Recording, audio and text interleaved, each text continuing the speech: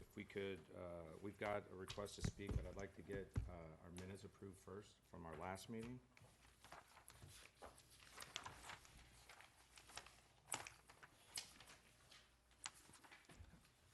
I'll make a motion for approval, subject to any comments that anybody has.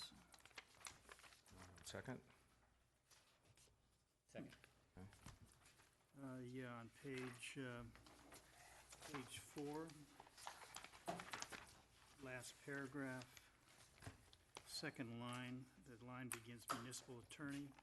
There's a sentence that begins, it, his, and I think it's, or I, Where are you exactly? this analysis or something.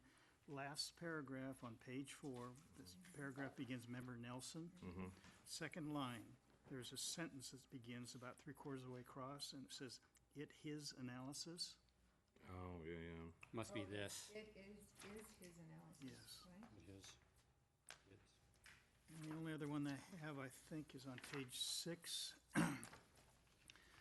There's the third paragraph that begins vice chair. Vice chair stated that. Page 6. It's the third paragraph. The second one's indented. It begins vice chair. I think the Hill ought to be inserted. And that's it. Yeah, I have a few. On page 4,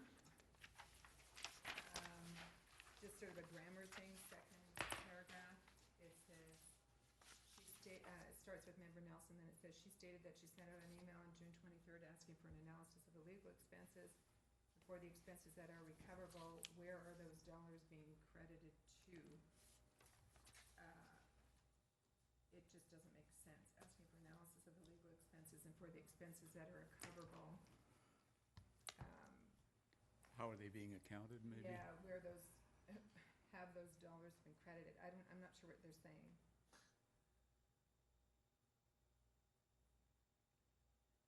I think your concern was, that Yeah. are those reimbursable expenses being indeed reimbursed, and are they matched? Asking what account, asking for an analysis of the legal expenses, and for the expenses that are recoverable, where are they being credited? Or if Or you, where are those recoveries being credited? if you So it add the should be- word "and" in there, would that make sense? No, Could you tell us the line, please? It's second paragraph, third line. It said expenses that are recoverable and where those dollars are being credited to? Is that what you're trying to? Yes. Yeah, it probably should just be, and where those dollars are being Yeah, so credited, just add the word period. You don't "and." need the two, there's like a dangling participle there or something. I think if you put a question mark after credited and get rid of the word to, it Yeah. gets the right place. Mark. Or just say, and where those And, dollars add the are word "and" are and- being credited. How about that? Yeah. And where those dollars are being credited, period.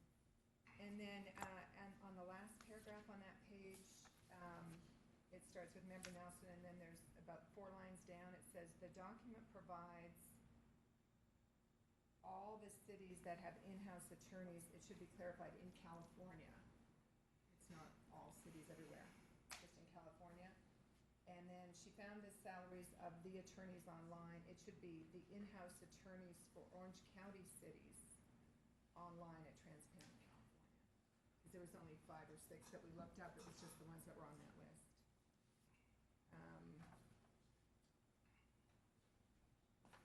And where it says for 2016 is 212,821, and total package to include, it should just be including benefits, is 300. Do you see that? Do you see it? Total package. And then,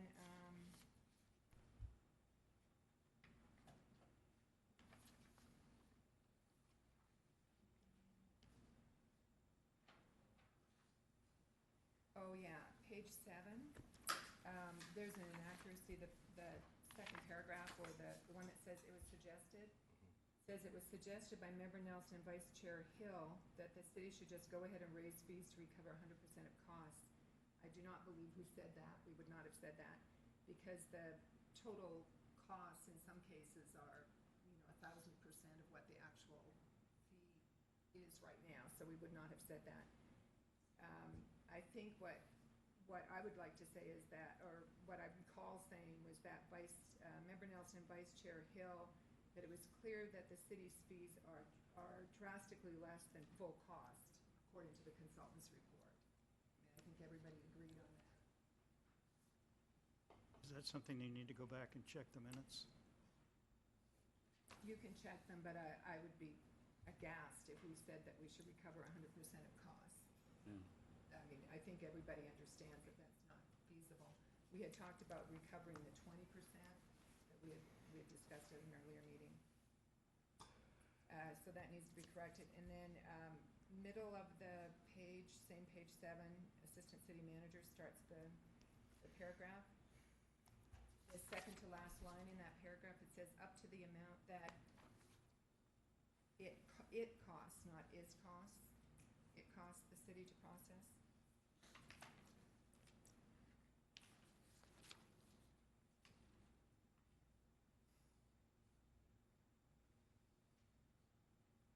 I think that's just semantics.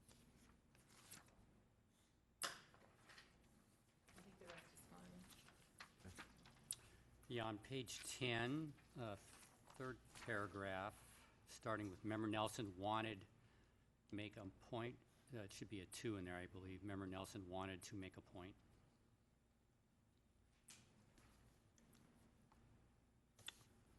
And then on page 8, in the second paragraph,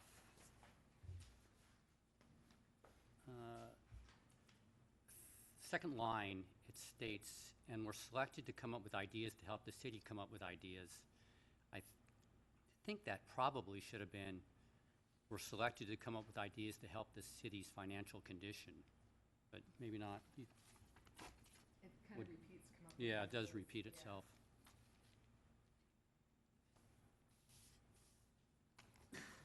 Or perhaps to help the city improve its financial condition.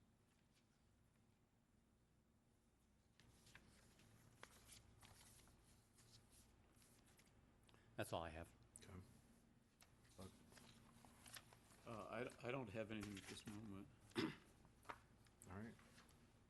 So Brian, do you have anything? I'm good with all the corrections that we made. Okay, I have to confess that I haven't spent any time going through this, so I'm going to abstain on the vote. Okay, But I don't know of any problems at all. that's fine. That's fine. So can we get them, so we've got a first, we've got a second. Can we vote on passing the minutes as they stand with the corrections made? One If abstention. I need to modify my motion, I will do so in that respect. I move that we approve the minutes as presented with the changes as noted in the comments of the committee members. Great. We have the I'll second. second. All right, so all those in favor? Aye. Aye. Aye. Abstain, 1. Yep. All right. Okay, so we're gonna hold off on item 2. We have a request to speak. Hey, everybody. My name's Brandon Day. I live on Tiburon in Dana Point, Monarch Beach. I came here for 2 reasons, especially since you guys are the Financial Review Committee. I've been reading all the notes and everything, and I'm really not looking, I haven't seen anything that focuses on what we're spending on. We've talked about the fireworks show. We've talked about looking at apples and grapes on the police services, you know, us versus Laguna Hills, which I don't see the relationship. We've done all that, but we haven't really looked at where we spending our money. So a couple neighbors of mine in our HOA kind of voiced some frustrations about the city. They're like, you know, we're the donor district. And I'm like, okay, what's that mean? Oh, well, you know, we have our own HOA. We pave our own roads. 98% of Monarch Beach is in an HOA, so no roads are covered. Half of Lantern District is probably in an HOA. No roads are covered. And then we see street paving budgets that are $2 million a year, $2.5 million a year, and it's mainly in one district. And believe me, I'm not trying to rip on districts, but it is heavy in one district. So one gentleman in my HOA says we spend 42% of our money that we receive as a city in Capo Beach. And I was like, no way do we spend that much. he's a little bit of a hothead, so I kind of did my numbers. And someone came back, and it's like 34%. So I broke those down a little bit. And the number one thing, it's not the storm drain issue, it's not fixing the park, it's repaving the streets. So I kind of did a little more analysis, and I'm looking at the median property tax value. Now, I moved a few years ago, so my tax value is way higher. But 92629, it's about $5,600, $5,700 a year. Property taxes, not including HOA, which is another roughly $3,000. In Capo Beach, it's about $4,500, $4,600, I believe. Some of them are pre-1979 Prop 13, got that. But you start looking at 35%, 34, 42, whatever that number is. And you kind of start going, wow, if we just stripped out the street paving, Capo Beach would probably be receiving about 20%, which is great. We always need to help neighbors.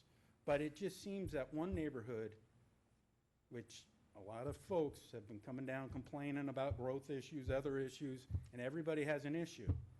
But they're draining money from the other areas. So I hope the Financial Review Committee would consider looking at that. Maybe consider a special tax agency, because that's a zip code. If we just increase a $500 tax on everybody, it would still have a median property tax bill that's lower than the rest of the city. And we could take the street cleaning out, or not street repaving, I'm sorry about the cleaning, but the street repaving outside. So as a citizen and as a member of an HOA, there's a lot of people starting to talk about that. Because on par, someone paying $8,000 compared to $4,500, they're not getting their streets repaved at the same time everybody else is. It's a concern. My second issue, and God bless all of you. I thank you for your volunteerism and everything. But I kind of have a little bit of a concern on this committee and even the city council that there's too many meetings. I mean, I count in here, there's 6 staff here. 6, and I figure between the city council here and a couple of these staff are major staff. We're spending a lot of money on nonsense. We're wasting a lot of money on staff time. I mean, I don't know how much Mr. Denny makes, probably a couple hundred. But if he's in here 18 hours a month, that means he's not at his desk doing good for the city. So I hope the committee would think, and I do think you guys do a great job, but do you have to meet 10 times a year? Can't you just meet twice a year? That would be a great thing. And same with the city council. God bless them. But the last few meetings, one went like 9 hours, one went 6 hours. But we're talking 6, 7, 8 staff on those meetings. And we're talking, you guys just went through your minutes. I mean, it takes me an hour to read your minutes. Probably took staff 8 hours to make them.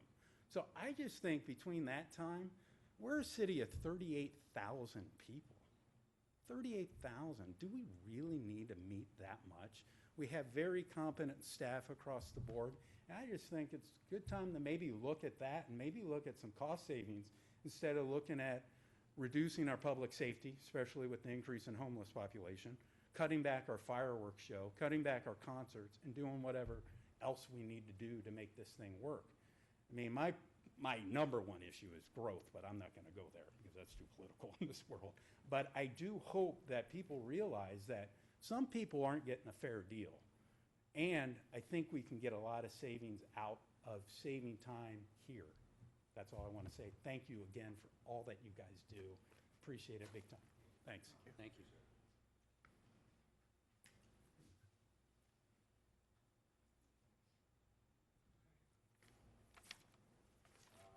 So, on number 2, review the committee procedures. I appreciated the detailed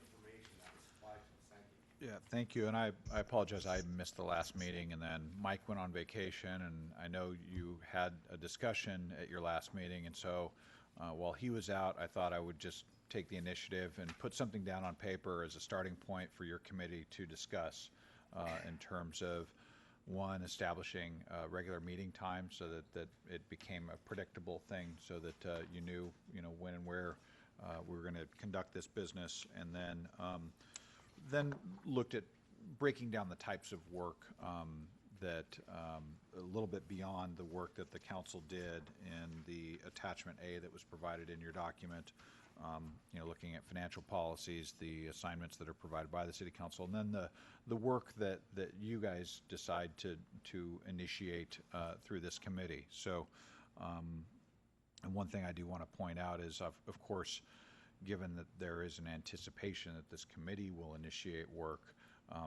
the way that's going to happen is one of you is going to want to agendize something, and so each one of you has the ability to do that. What this suggests is that in doing so, you identify the issue, look at the outcome you're looking to get to, or kind of a question you're seeking to answer, developing a scope of work that then can be discussed by your committee and agreed to by your committee, so that you have again, a predictable process to follow each time through this process, and we can get to decision-making on each of the issues that either get assigned by the council or get initiated through the FRC. So this is a draft document that's really available for your consideration and discussion, and hopefully it's helpful. Did everyone have a chance to take a look at it? Are there any comments that you want to make off of it? Well, I think the first thing we need to decide is if we're going to meet quarterly or monthly, because it's stated in here once we're going to meet quarterly, and then I think, Mark, you set it up to meet monthly. I think quarterly was the old investment review committee, is what it was stated prior, before the council changed it to financial review committee. I think that they were meeting quarterly when it was investment, and then when they changed it to the financial review, that's what I read in it at the beginning, where it talks about meeting the fourth Monday of the month outside of September, because we already have that one booked with No, on consultants. page 6, item 12, it says the FRC is to meet quarterly. I think that's what originally the council had set it up. That's true. Yeah, and I think the chairman's correct in that this was an edit, and I'll look to Mike, of the original IRC or for the Investment Review Committee, and this was then amended to address the new Financial Review Committee. And of course, it says, unless your committee decides to vote to meet more often. So again, we just threw it out there. I know there's a lot of work to be done, particularly in the next year or so, vis-a-vis the financial policies. And so, again, this is a suggestion for your consideration. With the amount of work that we have right now, I think monthly through the end of the year, and then we can discuss it once we get to the next year if we want to. I just wanted the current excuse me. Please. The current language does allow us to meet more often than quarterly, which is, I think, what we've been doing. If I remember correctly, disqualification from this committee is if you miss 3 meetings. Correct. So if we meet Quarterly, you don't show up to any of them. You miss a year. yeah, so I think that there's definitely a flaw in that process. But again, my recollection was that this was a carryover from the IRC. However, this was the original direction that was adopted by when the committee was formed. The other question, and this is related to this, that's number 12, but number 13 talks about the minutes shall be submitted to the council on a regular basis. I would like to know if in fact that is being done, if after we meet, and when the minutes actually go to the council. Do they go after they're approved or in draft form? What's the process? They go on the council agenda after they are approved. After they're approved. Okay. Speaking of the minutes, did we not decide last time that we were going to do summary minutes? So I was sort of surprised when we Yeah. received The big packet. again. Part- I thought that was the decision. Part of bringing all this back also was there wasn't a motion and a vote to do that. There was general consensus, and Mark chimed in as we were looking at the rest of this and recapping the meeting that he thought that we should be getting votes on everything. So do we need to add it to the agenda next time, or do we have the flexibility to No, make that the- Or decision put here? this into the procedures.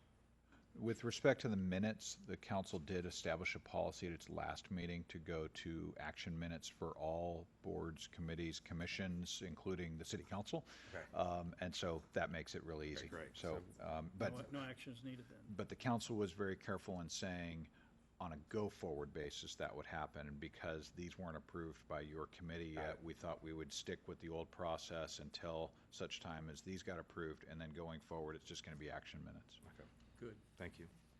And also, just so you know, we're taping these meetings. They will go up on the internet so that if folks do want to go and see exactly precisely what was said, they'll have the ability to do that.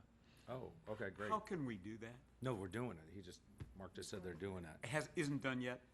It'll Could be somebody done circulate to us the site you go to and Yes. what you push in to see it? Absolutely. That would be extremely helpful. Yeah, I'll ask Kathy to do that after she posts today's meeting. Okay, Thanks. thank you. If we do go to monthly meetings, do we have the ability to either cancel or defer meetings?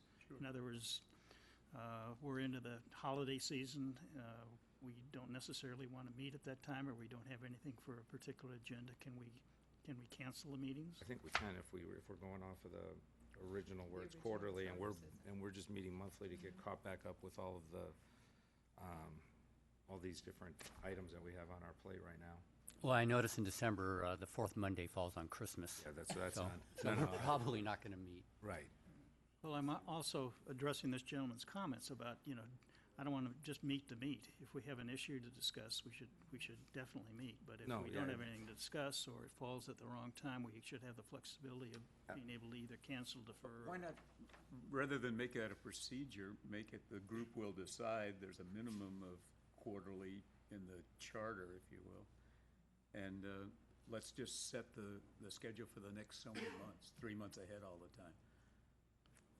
So we can accommodate some of these things. Like, I don't want to meet on Christmas. I don't want to meet. And I guess I agree with you. I mean, we do have the flexibility of meeting more than quarterly. Sure. It's currently already here, established, yeah. so I think we already have the ability to do that. I understand. So you're saying just strike that from the policy here? No, we keep the policy. It says the fourth Monday of every month. Right.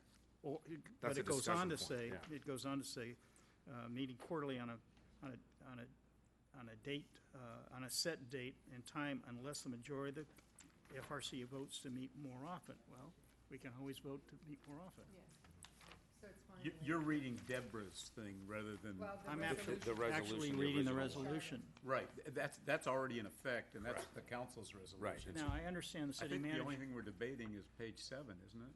Yes, Oh, I don't know what we're debating, I guess. the committee procedures that someone had suggested. Is this your draft, Mark? Yes. Is this your work? Yep.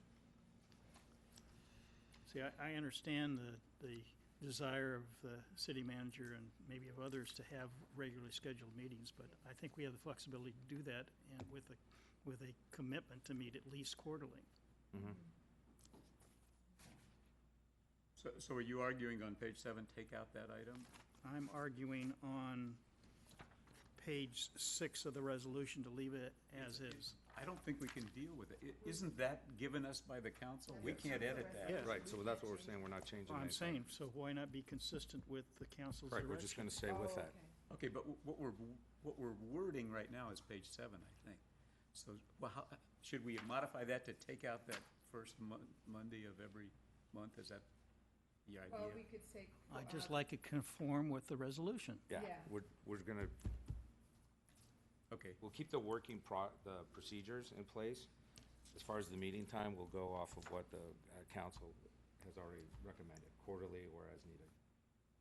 it would be a large advantage for me if at least we have 3 months ahead meeting Sure. scheduled. Sure. Because it's been a little loosey-goosey. I And agree. There's nothing wrong with this first Monday, and would it work, or last Monday, would it work for September, October, and November? We already have a meeting don't know. scheduled, slated for September, because we have the joint meeting with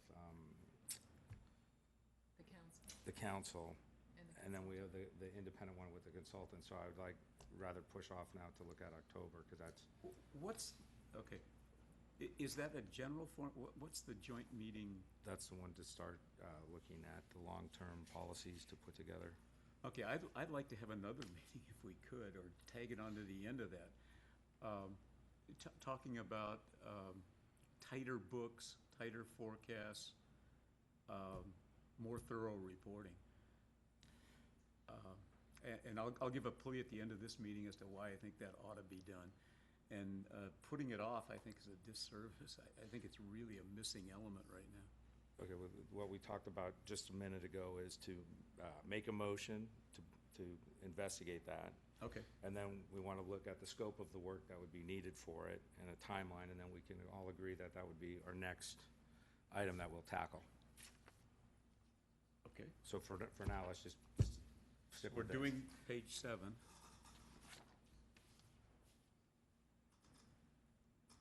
Larry? Can I get a motion? Mr. Chairman, We haven't finished the discussion. Well, I've no, got no, some that- comments on page 7.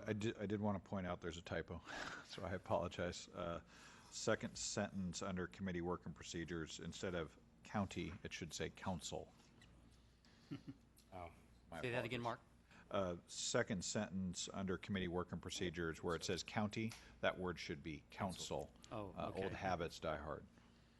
Good. I have a problem with the section entitled financial policies. There's nothing wrong with us discussing financial policies, and I understand that we're doing that. But the original charter in the resolution from council has much, much broader responsibilities beyond financial policies. So I'm not sure why you've highlighted that particular one. I mean, we're working on that right now, but we're also working on city attorneys' costs, and we're also working on vehicle policy. So I'm not sure why that's in there. So this is meant to supplement the work that the council did in establishing the resolution and further refine it and define more process-related. The items that you just mentioned would both fall under financial policy work that is the work of this committee. Tony, where I see it as under where it says city council referrals. It's not a either The or. second one, it says city staff shall prepare initial scope of work for review and approved by FRC. So to me, like with the least. I don't like that one either, so when we get through it, I'm going to go through every line on page 7 virtually. And Mr. Bachoric at council made a big deal of making the point that we're not a policymaking committee. Right. So I think this is, I worry that this will sound like we're setting financial policies. We're not. We're reviewing them. We're making recommendations to council but it's up to them what they decide to do. Yeah, and But that- there's a much larger role. I mean, this resolution goes on and on. I don't understand the need to redefine the resolution. I'm not sure what we're trying to achieve here.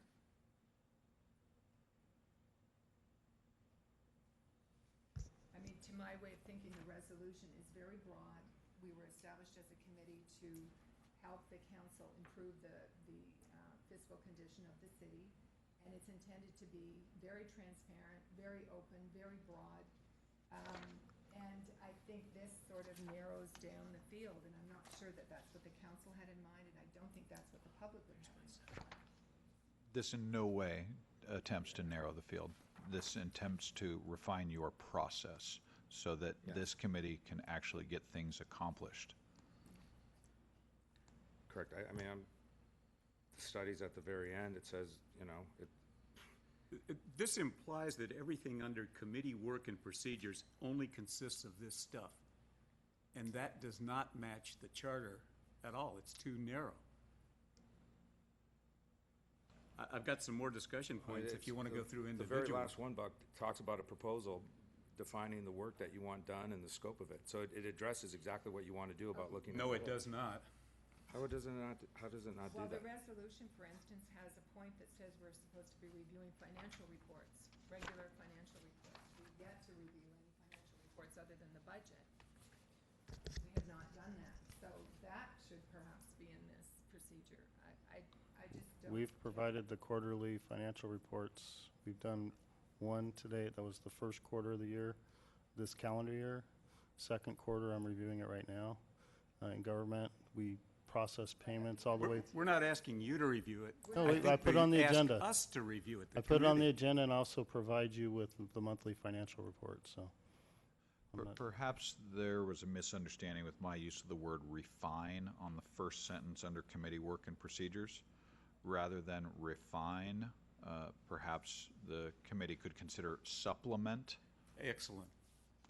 Excellent. because the council was very specific in their scope, and this, it has, You don't again- mean to limit it to this. No, You mean exactly. to add this for specific, that's a Correct. very helpful To help change. build process into the Right. work that the committee does. That was the initiative behind creating this document. Excellent.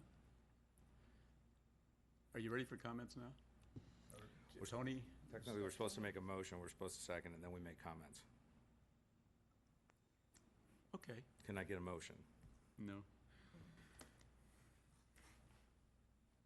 You can move it yourself.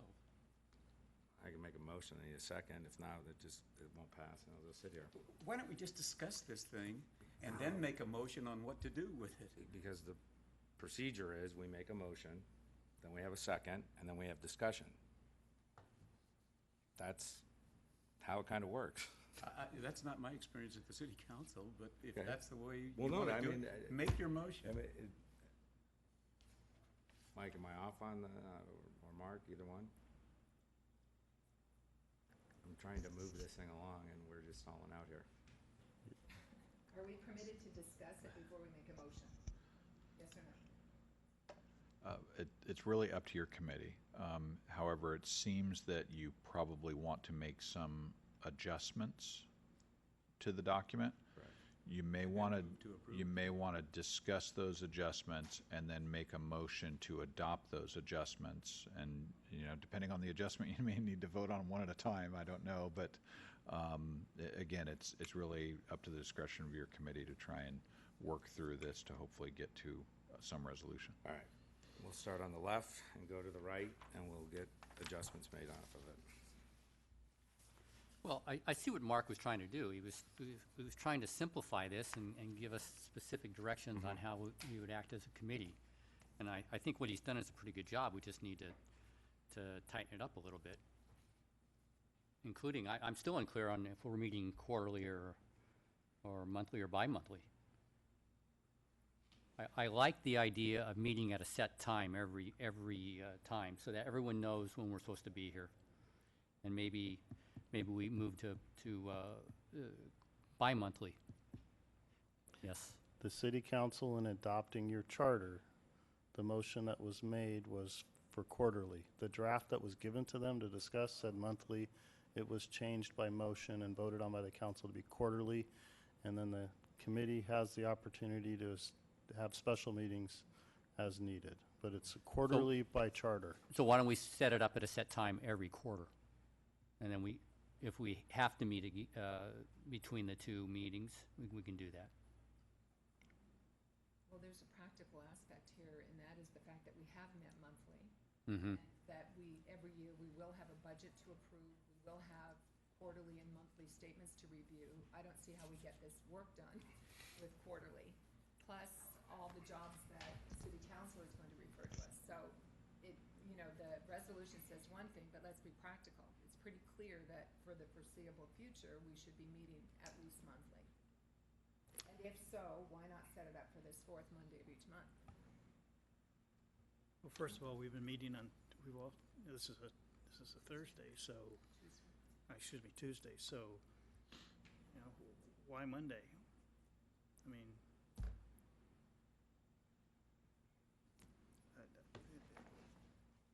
Is there a reason you picked Monday? I think No city before council this, meetings on before this meeting, it had been on Mondays.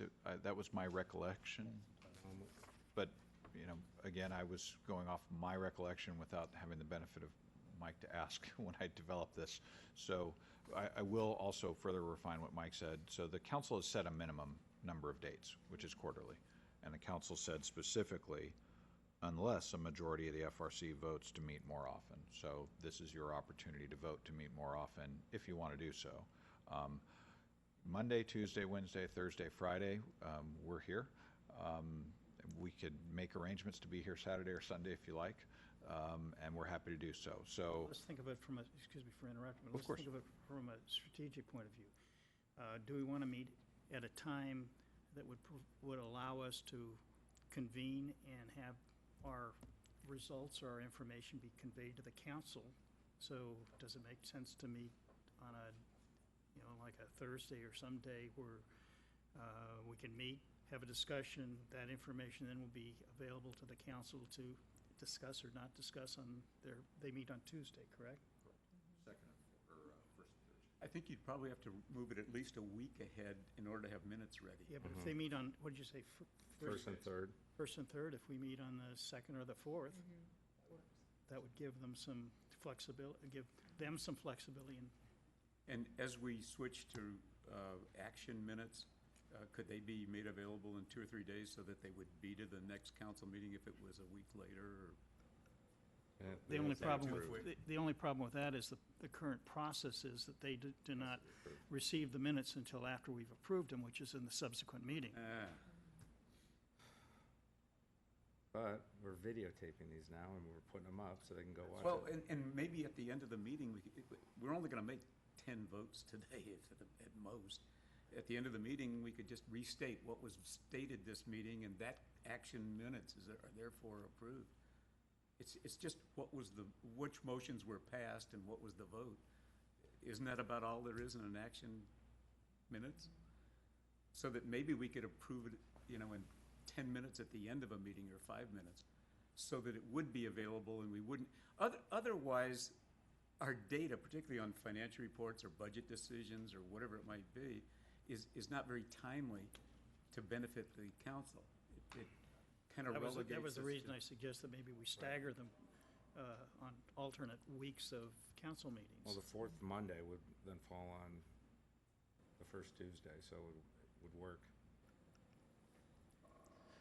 If I could make a couple of recommendations here. So in regards to the minutes, I don't think anybody would be upset outside of this room if this committee wanted to have as part of their refinements or supplements to their charter here to say that it's okay for staff to distribute the draft action minutes That'd be fine. ahead of time. They will not be on a council agenda, but we could certainly make them available.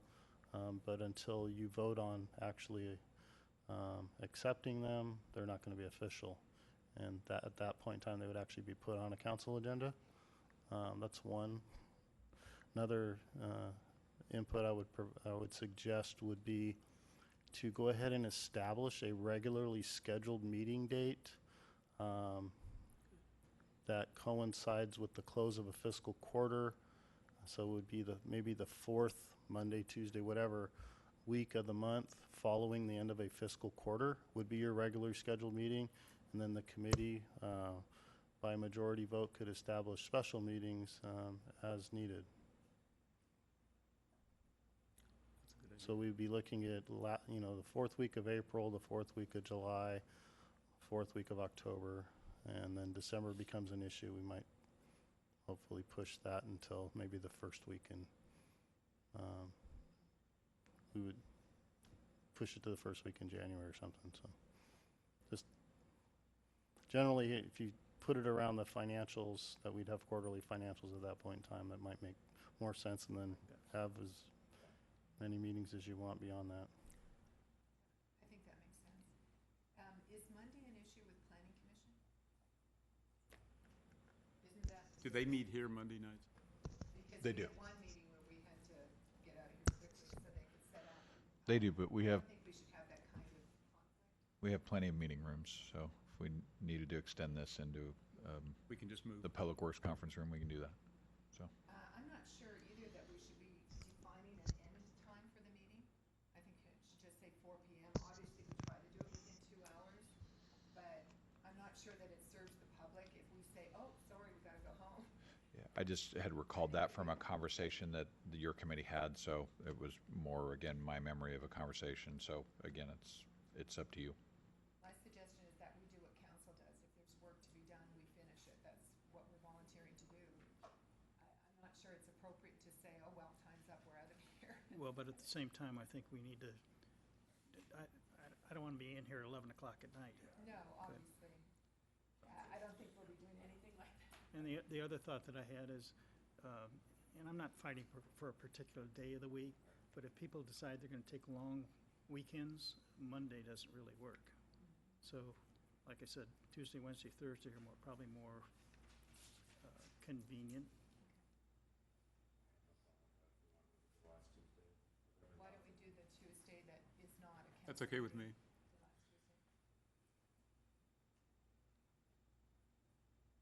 The last Tuesday. And I would suggest that we don't have an end time noted.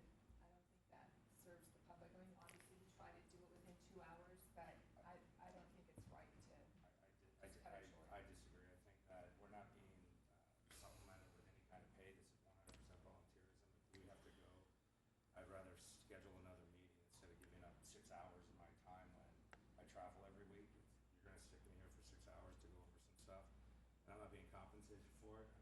I mean, I appreciate the fact that we could go a little long, but I think we should table it and then schedule another meeting. Because it's not fair to staff either to sit there and say that this thing could go on till 10 o'clock at night. This is the FRC. I agree with Brian that it's a good ending point after 2 hours. And I disagree. It's just like, is it important what we're doing, or is it just so much hogwash? I think it's important to the city. They ask us to volunteer. We'll try to be as expeditious as possible. But, and if you have a personal situation, it's okay to get up and leave. This isn't. But then you we're might not have quorum. What if we have 2 people that have a personal situation? Then we don't have quorum moving forward. Quorum to vote. Okay. I just, can we get vote on the 2-hour limit What's then? the legal, Mike, what is the legal situation with quorum? If you start the meeting with 5 and at 6 o'clock Brian has to go home, we can continue the meeting without him, can we not? Yeah, if you have- Absolutely, as long as you have a as long as no one quorum. else misses. As long as we have 3 people, Right. Yes. we're good. So my suggestion is we leave it open. Also, If if there's you put important- 6 PM down, somebody could argue that whatever you did at 6:03 doesn't count. It wasn't an official meeting at that moment. It's, I just, I'm afraid if we don't target an end date, these are gonna run into marathons, and we need some discipline here. So, I'm like Brian, I don't mind to stay a little bit longer, but Well, I'm not the about to 3 of stay you here could till 11 vote o'clock to- at night. close the meeting. If the topic isn't interesting, or the people are drilling on, you can say, hey, I move that we close the meeting now, and 3 of you could vote. Conversely, we can all agree to extend it. to extend it longer if we're in the middle of discussion. But I don't think our charter should say that by procedure, it's over at 6 PM. I don't think Planning Commission doesn't do that, the council doesn't do that. I think it's unusual Planning Committee have an end for us date? to do that. No. I just think it's not appropriate. This is a volunteer position. If we don't have the time to volunteer, we shouldn't be on the committee. It's, obviously, nobody wants to stay till midnight. Right. But I felt bad last time when all the staff was here to discuss vehicle policy. We were ready to discuss it, and we just stopped the meeting at 6, and they had sat all this time. That's a waste of staff time, as this gentleman brought up. We're going to get to So that I think we point should move again. things expeditiously, obviously, but I just don't like having an end time. But we can vote on that. Want to go on through all Yeah. the items? Let's and get 'em get all on these there, yep. And then maybe you can synthesize a motion. Yep. Go ahead, other people. No, go ahead. We're going left to It was right. Greg's turn. Greg, are you done? yes, I am. The first one under financial policies, develop and recommend for council a complete set of financial policies. I think that's beyond, we're kind of consultants to do the things in the charter earlier, the Exhibit A to the, and a full set of new financial policies, I don't think they necessarily have high leverage or need to be done by us, or, I think that's primarily the finance departments and their consultants' job, and that we should review them maybe at the end and kind of say, hey, these look good, or I recommend this change. But I don't think it should be our responsibility to create them. I'm not disagreeing with you on that at all. So you know, Not we're at all. talking about doing Absolutely. a strategic financial plan policy. Correct. We're gonna work on that. That's a very important one. The board, the Yep. council asked us to. But I can imagine some policy about, you know, I don't want to get into bubblegum policies and you can't do this at your desk and those kind of things. Mark, what was your thoughts on a complete set of financial policies when you wrote that? It was a refinement, again, of item 3 on page 5, which is the council's resolution under scope of work for your committee. Item 3, make recommendations to the city council regarding financial policies. That would be like Let's just changes leave it or there. major new ones. That's good. Making Let's just leave it where it recommendations, is. that's fine. I don't think this is necessary. So we just take this one out? Thank you. Same thing with the other one, maintain. It's like we're supposed to publish them or somehow make sure amendment number 3 is on page 36. That's not our job either. And it almost suggests an audit function, which we don't have. Right. I don't think we need either in any of these. Identify specific outcome timeline in response to council request. I think really what we ought to do is with a council request, we ought to give that a top priority. Yes. And move it ahead of many of our other ideas or my half-baked ones, and get those done quickly. But it's, well, like Greg and I took over this events analysis, and which is good. That's a tough job. And the further we got into it, we're not going to be able to do that quickly, and it's a little bit unpredictable. And I'm going to talk in our section and ask, hey, we would really like the staff to primarily recommend it, us comment on it, and then send it up to the council. Because that's what, as consultants, that's what we're good at.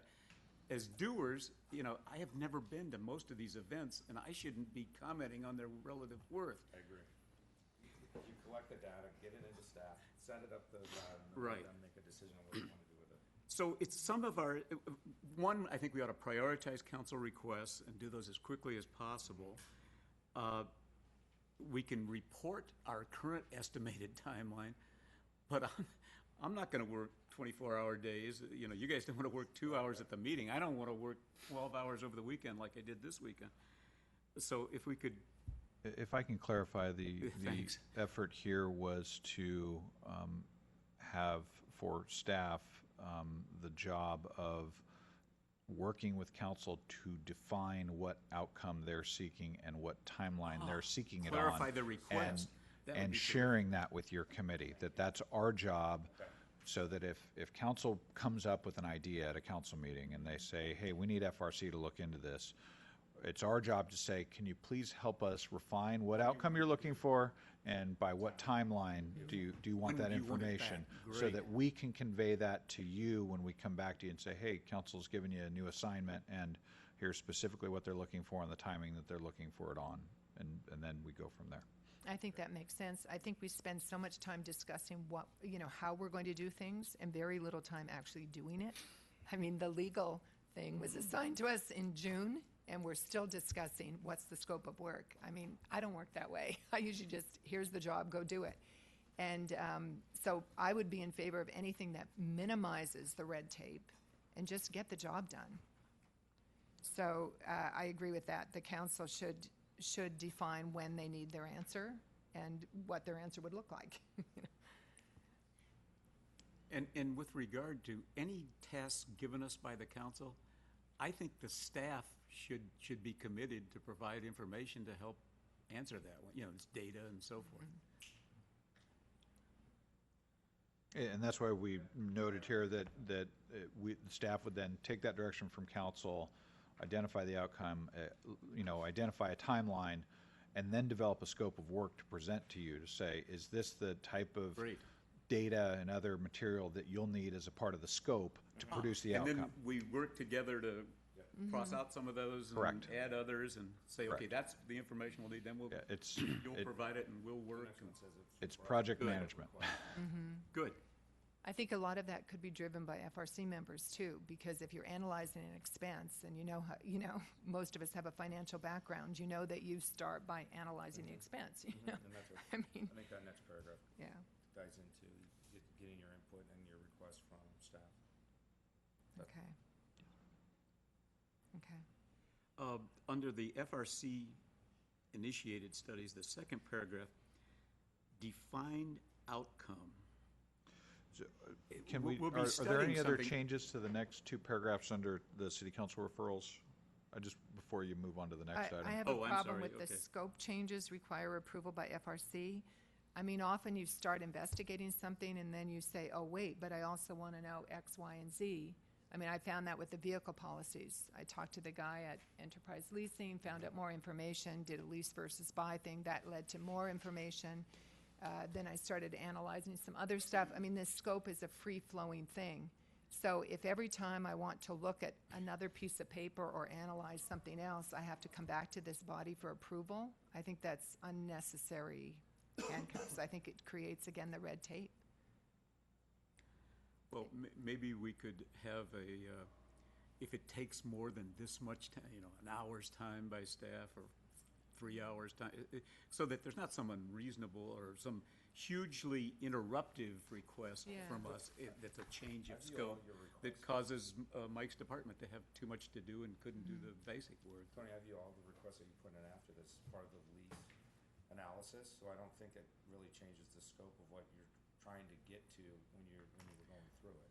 But I didn't get any of that information. I didn't get Might any of have the been information I asked for. But aside from that, sorry, I forgot what I was going to say. Oh, about the just defining what we're going to be doing. Is it not okay for us to just, make a list of the various things we'd like analyzed and then supply them to somebody and have them available within a couple of weeks? Is that not possible? or- And if this is hard for staff, I have a suggestion. I think the Tyler system that you're on is it probably has a query function, does it not? I mean, would it be possible to give FRC members query authority? We can't change any records or anything, obviously, but just if we were able to go into the database, we could do our own analysis, and we wouldn't have to bother staff at all. That's one option. Because I'm getting the feeling that it's too much of a burden for staff. So a way around that is just to say, great, we can come in and query it ourselves and do our own analysis. Is that feasible? We've been looking at a option in the Tyler system that I think still takes a little bit of design that provides for pretty open query access to individuals. Yeah, I believe that exists, because I looked Yeah, at we- the Tyler website. One and of our it's- staff that's buried in the audit right now yeah. has been looking at that for us. She'd That be here would today. solve but a she- lot of the problem, because all the data is already in there. We're just wanting it in a different format, or we're wanting it by month, or by year, or by department. And why should we be taking staff time when we can query your database and just create our own reports? It'd be pretty easy, and it's kind of an Excel-based system. It's pretty anyways. easy for us to produce the information too, so I'm not sure what information you haven't been getting out of our accounting system. Excuse me? You're not sure what information we haven't been getting? Correct. I've sent him All these multiple memos we emails say no response. saying, can I have this, can I have this, and I don't receive anything. So I'm not sure. I mean, Mark is aware of emails that I've sent requesting information, and I have not received it. I think what Mike's talking about is data that comes directly out of the Tyler system. So I'd have to go back and reference those prior requests and whether or not they were. Well, I asked Data for a from Tyler. copy of the cash books ending June 30th. And I sent them to you. I haven't got it. I haven't gotten that. We sent you everything you asked for. We will resend to all the Please do. FRC members. The With- attachment might have been too big. With respect to requests for information from individual members and scope change, I think this will have to be a process by which we've got to keep track of it, because certainly under the Public Records Act, any member of the public can request an existing document of us, and, we provide it, and that, it's just the Well, business that's what we're I in. was going to suggest, because in some cases, I've been waiting months for information that I could have actually asked for under Public Records Act and would have had right away and could have used. So FRC should probably speed up that process, not slow it down. So we need a defined procedure where we can make an inquiry of staff. We could even do it here in this meeting. We can say, okay, we're analyzing such and such an expense. Here are the things that we are going to need, but we don't need them in 6 months. We need them, next week or the week after. Agreed. Because then we have no time to do any analysis. I mean, I spent the last 2 or 3 days analyzing all kinds of data because I didn't have anything. We didn't even get the contract for the legal contract for the city attorney that we've been asking for months. We didn't get it until like Saturday or something. So I don't understand that. I don't understand the delay.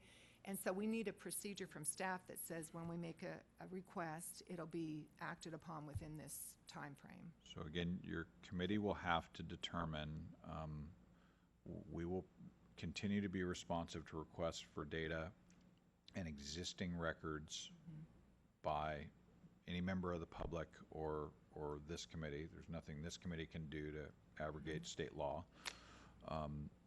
However, we will communicate that to all the members, and Sure. Your membership will have to determine what constitutes scope creep, because that is what we're trying to manage here.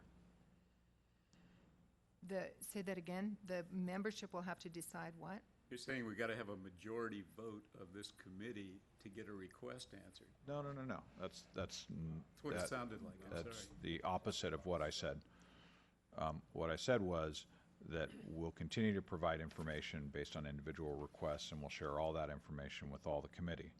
What the committee has to manage is the identified scope of work for each project that you do, and to what extent the scope creeps over time. Meaning staff work requested gets too big. Is that what you're saying? No, just the What volume. does scope mean? I'm having a little trouble What does scope mean? with regard to what we're talking about. Well, we're talking Scope about creep. What- projects and producing outcomes. And so whenever you have a project, you have a defined scope, and the project includes, X amount of work. And so that may change over time. Okay. And so we're just asking and suggesting that maybe your committee manage the scope of your work.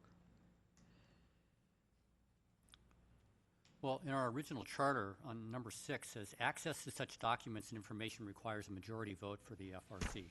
Yes. Yeah, that was something that Councilman Bichork put in, and it's actually probably kind of illegal because any member of the public, anyone sitting here or anyone in Dana Point can request information.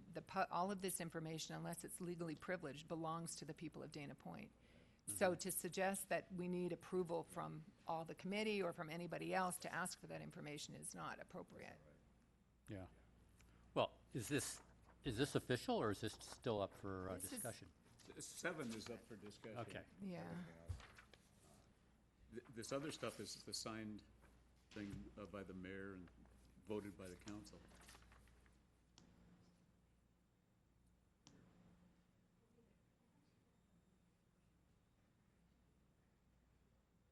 I have no more comments. Yeah, I guess what I'm concerned about here is that I want to make sure that each member has their independence, that the committee as a whole has independence, that this remains transparent to the public. I mean, we represent council members, but I think in terms of our overall goal here, we're kind of representing the people of Dana Point. And the people of Dana Point want to have a say in, how is the city spending their money, right? And whether it's tax money from hotels or from anywhere else, there should be a certain amount of transparency. And so I think anything that even acts or, creates a perception that we're handcuffing the committee, I think is a little bit dangerous. And so, I mean, when I saw this, I was sort of shocked. And, while I understand, yes, we should meet at a regular time, absolutely. I also understand that, of course, we should have specific requirements of staff. Those should be defined. There should be a reasonable time period. You know, it shouldn't be 2 months. It should be maybe 2 weeks. I don't know. Or if something's onerous, of course, staff can say, hey, this is crazy. We can't do it. But, you know, I understand that effort, but I personally don't think we should be doing this. I don't think we should be approving this committee procedure. I don't think it's necessary. The council gave us a very broad charter in our resolution, and I don't think it's our business to change it. I really don't. So, that's me. I have no comments at this time. All right, I'd like to make a motion that we select the last Tuesday of each month for a standing meeting. Fourth Tuesday or last Tuesday? Fourth Tuesday, I'm sorry. Fourth Tuesday of the month from 4 to 6. And that the rest reverts back to the original charter established by the council. I'll second that. Any discussion? I would like to, I can't approve the motion unless we take out the 6 o'clock. I mean, if you want to word it and say we will make every target at 6 attempt to close the meeting after 2 hours, great. I'm for that, but I don't think we're serving the public if we say 6 o'clock and we're leaving. I'm not comfortable with that. Do I have a second? Buck already seconded. No, I'd second. Tony's amending. I'd second the amendment. All those in favor? Aye. One. You're not in favor? Okay, let's say the amendment. The amendment Can you is read it? everything that was originally proposed there. Except you wanted a, But we do a 4 PM to a target of 6 PM, but not a hard limit or something like that. And you said just take out the reference to 6 PM. Why can't we just say the committee chooses to meet on the fourth Tuesday of the month at 4 PM? I mean, we all have the right at any time to say, this is too late for me, I have to go home. I got it, but I'd rather have it defined before we get here. Well, how about, the committee will meet every fourth Tuesday at 4 PM, and every attempt will be made to complete its work within 2 hours.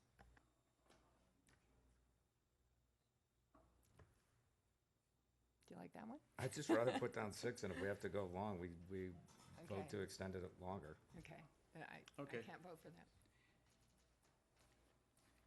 Call the question? Go ahead. Are you calling the question? I'm calling the question. I'm in favor, yeah, I vote yes. You vote against?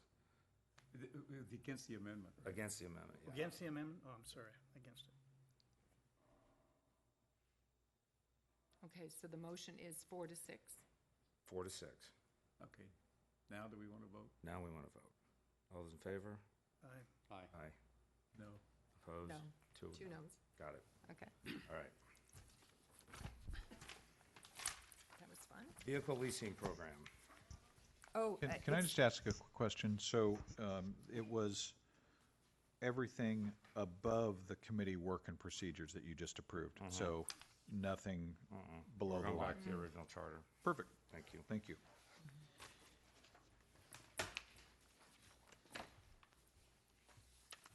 Okay, we're on item Number 3.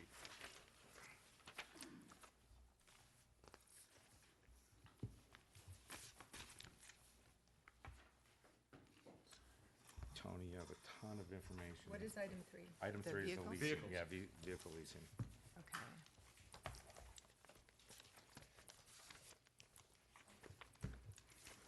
Is there a staff report on this, I or? believe there is, to start. So we're going to do a quick report, or Okay. hope it's quick. So the council, in adopting the budget, referred the lease financing program recommendation to the Financial Review Committee to take a look at. We didn't get a chance at our last meeting to do so. So here we have it today. Let me just start off really quick about, next slide. The lease program as proposed and some of the rationale behind it by staff, the basic business goal is to have a modern fleet of appropriately equipped vehicles that are safe and consistently operational, and to do so in a fiscally responsible manner. Right now, when you look at our fleet, we've got vehicles north of 20 years old, some on their last legs, and it's been a spotty history for vehicle acquisition, and that is not that uncommon in governments. As my second bullet there are that purchasing decisions that are typically for vehicles are nowadays in the $20 to $35 or $40,000 range per vehicle, that those decisions are often deferred during tough economic times or for political considerations. But a leasing program does provide more assurance for consistent replacement of the vehicles. Staff's goal here and intent is really, again, to have the appropriately equipped vehicles with some more modern safety features and other features as well, and not to allow an aging of the fleet to occur due to other reasons. You make sure your carpenter has a hammer, your plumber has a wrench. A lot of the staff that are out in the field need to have their vehicles, and they are a high dollar ticket item, and convenient decisions are often made, not unlike the discussions we've had this past 6 months since the FRC was formed regarding annual investments in our capital and program, and to make sure that those are upfront in our budget and not an afterthought. In the leasing program, the lessor, in our case the proposal is for Enterprise, the lessor does assist with developing the vehicle specifications. They locate and acquire the vehicles, so staff time is certainly reduced in both of those regards. They also take care of selling and disposing of the vehicles, so again, a big reduction in staff time. And then leasing with regular replacement also does reduce the time and effort necessary by staff to monitor and maintain some older vehicles. Next slide, please. With leasing, there's no large upfront cash outlays. Did a quick number today with our fleet folk, putting together what would it cost us today to replace all of our vehicles, and it could range, depending on accessories and so forth, between $800,000 and $1 million to replace our entire fleet. That's 26 vehicles. One of those, 800,000. 800,000. What did I say? Million? 800,000 and $1 million. One of those vehicles makes up $100,000 of it. That's our big bucket truck. City does benefit from access to manufacturer pricing that the lessor gets versus what we'd get going directly to a dealer. In the case of a lease, the city does not pay the full value of the vehicle, only the portion it uses. So that would be, in essence, at the end of the lease term, whatever you paid in lease payments minus the market value, less the book value that's set in the lease. We are proposing, in this case, an open-end equity lease. The city does assume responsibility for the vehicle market value at the end of the term. What that really means is it provides an equity benefit or risk of ownership opportunity in the lease that you wouldn't find in a closed-end lease like you might typically see a consumer get, where the terms of the lease are all locked in this one, there's a market value opportunity at the end of the lease. If you take care of the vehicle and it gets sold for a value higher than the book value in the lease, the city does benefit from that. The lease end book value is set lower than the expected market value, and that lease end book value is what is factored in the price of the vehicle less that lease end book value is really what you're financing. The city benefits when market value at lease end obviously exceeds the book value. We do pay if the market value at the end of the lease is less than. So if we don't take care of the vehicles or something happens and it sells for less than that book value, then we get to make up the difference. A big benefit in these leasing programs, an open leasing program, is that we can terminate the lease at any time and turn the vehicle in and stop making the payments. There's a small payment that you make at that point in time, but in essence, it gives you a lot of flexibility if you need to change things up. Next slide, please.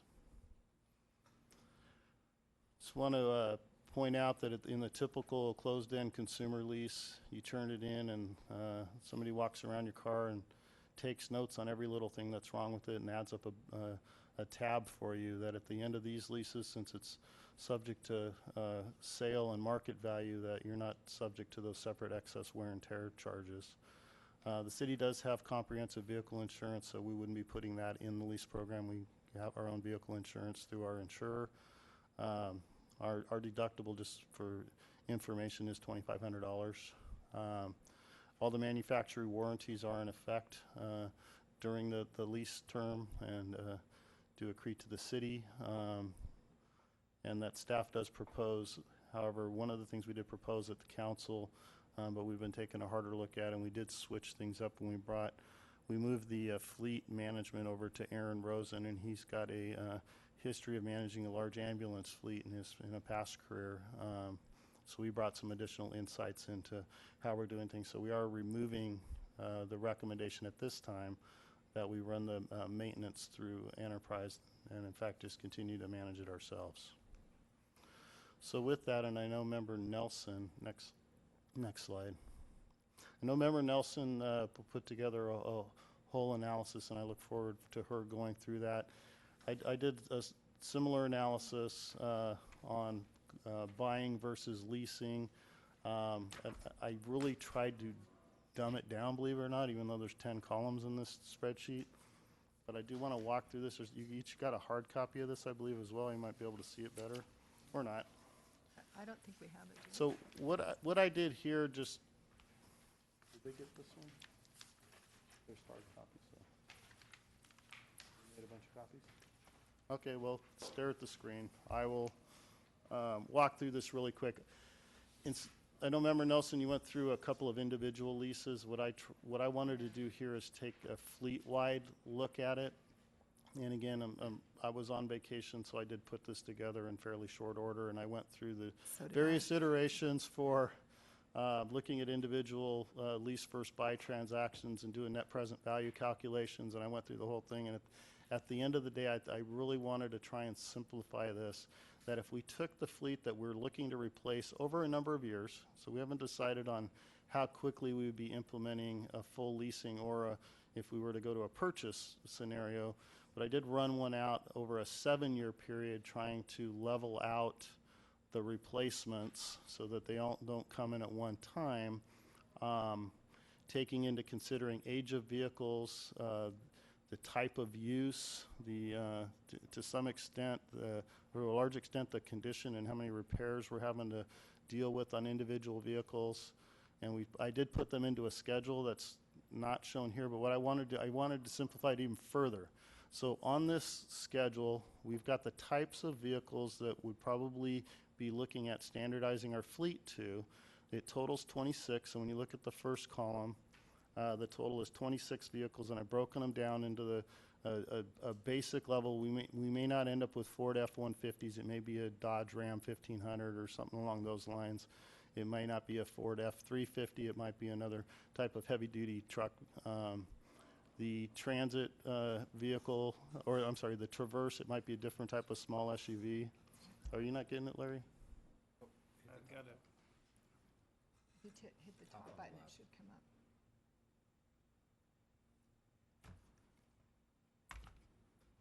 If you hit the top button on here. No, this screen. Oh, there it is. Thank you very much. Okay, I'm sorry. So you. down the left side is the type of vehicles, then the number that we would, of the 26 that we have that we'd be looking at replacing out of our entire inventory of vehicles, which I think totals, give me a number, Aaron, 34. We're still looking at moving some Code 3 emergency response sheriff assigned vehicles over into the sheriff's contract. So we would be looking at replacing those. So I wanted to drop them out of both sides of the equation. We've also, as was adopted in the budget, we dropped some vehicles. I also don't include in here things such as we've got a golf cart we use to do handicap and other transportation, our concerts in the park. We've got other small vehicles as well. Those aren't included in here, nor is our little, what's the little tractor we have? Bobcat. Polaris. But these are the vehicles, so this is an estimate on the number. And what I was trying to get is a size of scope, if you will. As you move across this, the average cost of those vehicles, and this is a bit of a base level, so I've got a footnote on here that says if we add other accessories, the numbers might go up. It's going to affect both sides of the equation, lease or buy proportionately, roughly proportionately. Would it be possible to, since we only have 45 minutes left, I'm going to get through this really pretty quick. good, could you just tell us what each column is and then the total? So the second column, as I just said, is the purchase cost per vehicle. Got it. Third column would be is if you bought 15 pickup trucks, the first line, times 25 is $375,000. So today, if we bought the 15 pickup trucks, 375, you add up the purchase of all of our vehicles, it'd be about $800,000 cash outlay. Again, like I mentioned and say in the footnote, that number would go up as we add accessories or different features to vehicles.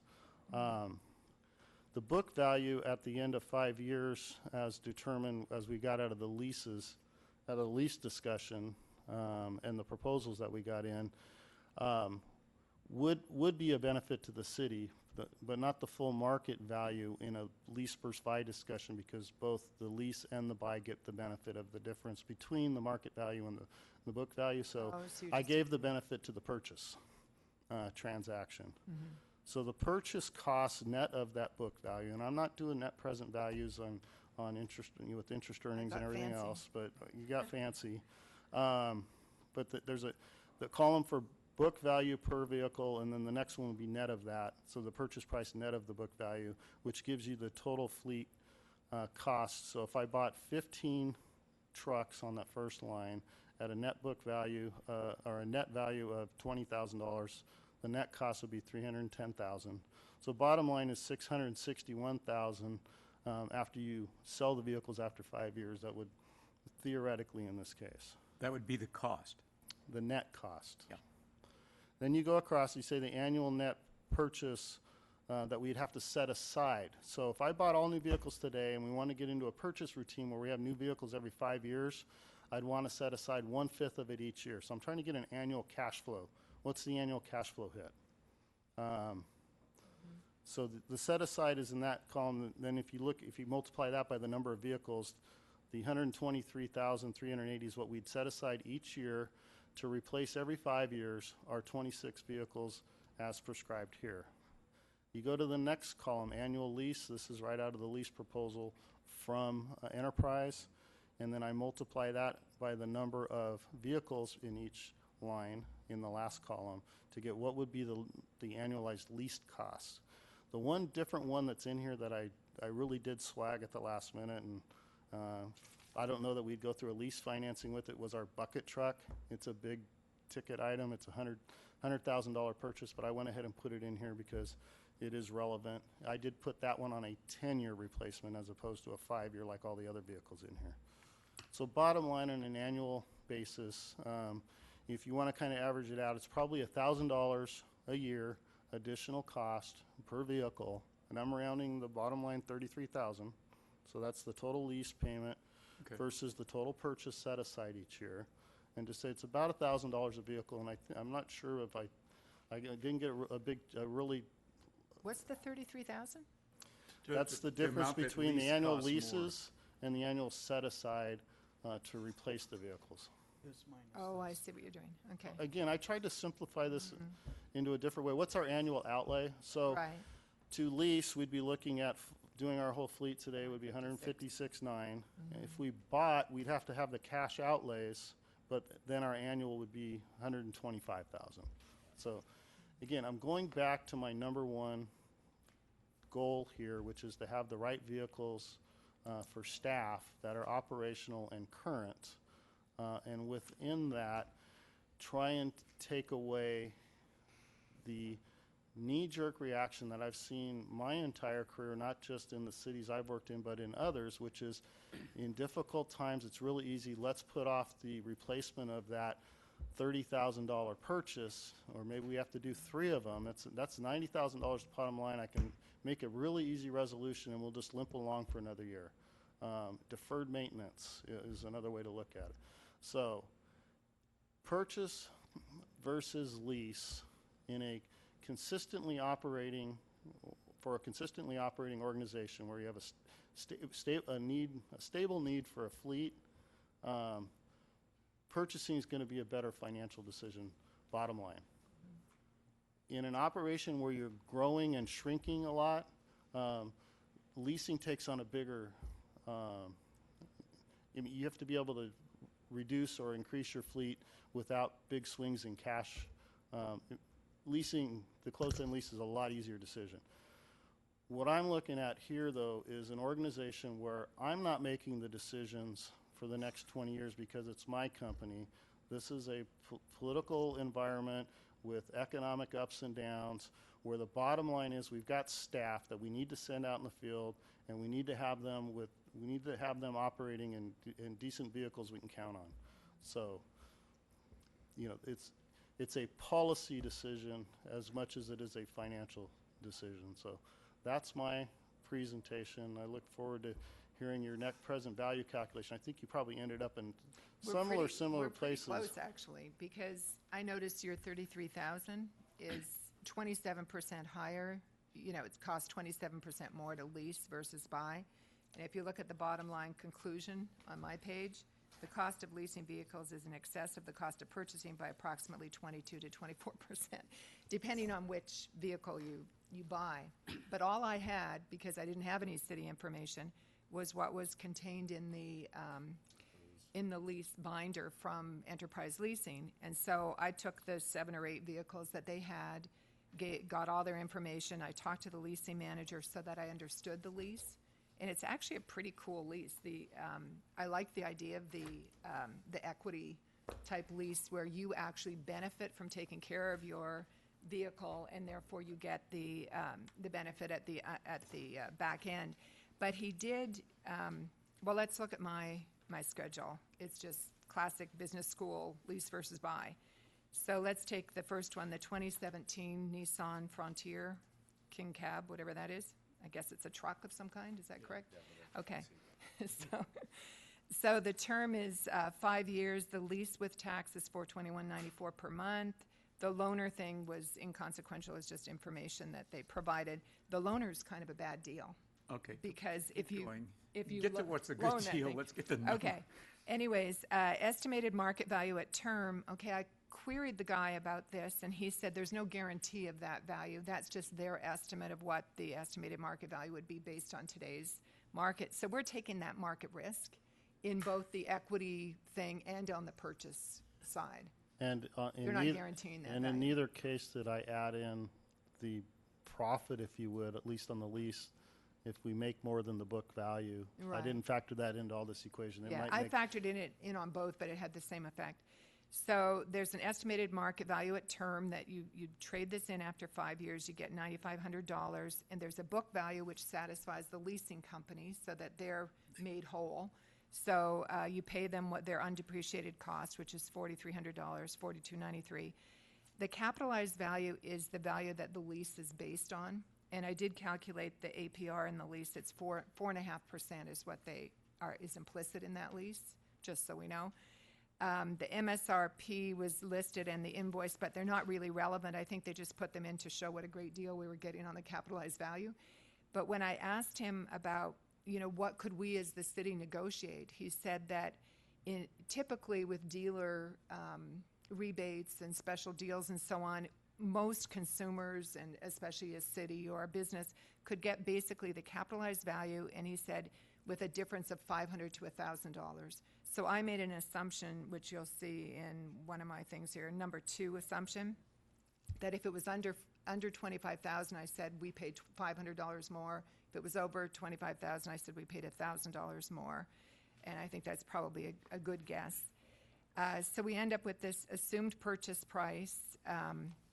The present value of the lease payments is just taking it out over the 5 years and discounting it to present value. And for a discount rate, because we're not really a business with an internal rate of return, I look at what our risk-free rate is, and I guess Larry would understand this, but basically our choice as a city is we either finance a car if we're going to purchase it, or we take money out of our savings. So our Our maximum savings rate right now, because we have very conservative investments, is 1.75%. So that's what I use for my present value calculations, which I think is valid. So bottom line on that particular car, the present value, and I take out the profit at term.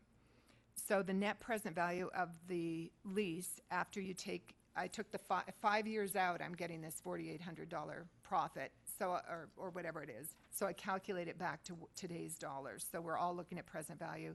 So the net present value of that lease would be $19,000, and the net present value at buy, which is the orange column, is $14,731. And it kind of varies lease to lease. You know, they're not all that consistent, but it comes out that 22 to 24% more. So my point in this is that it's just not a good deal for the city to lease. I understand what you're saying about flexibility, and I understand what you're saying about, you know, the variability of costs.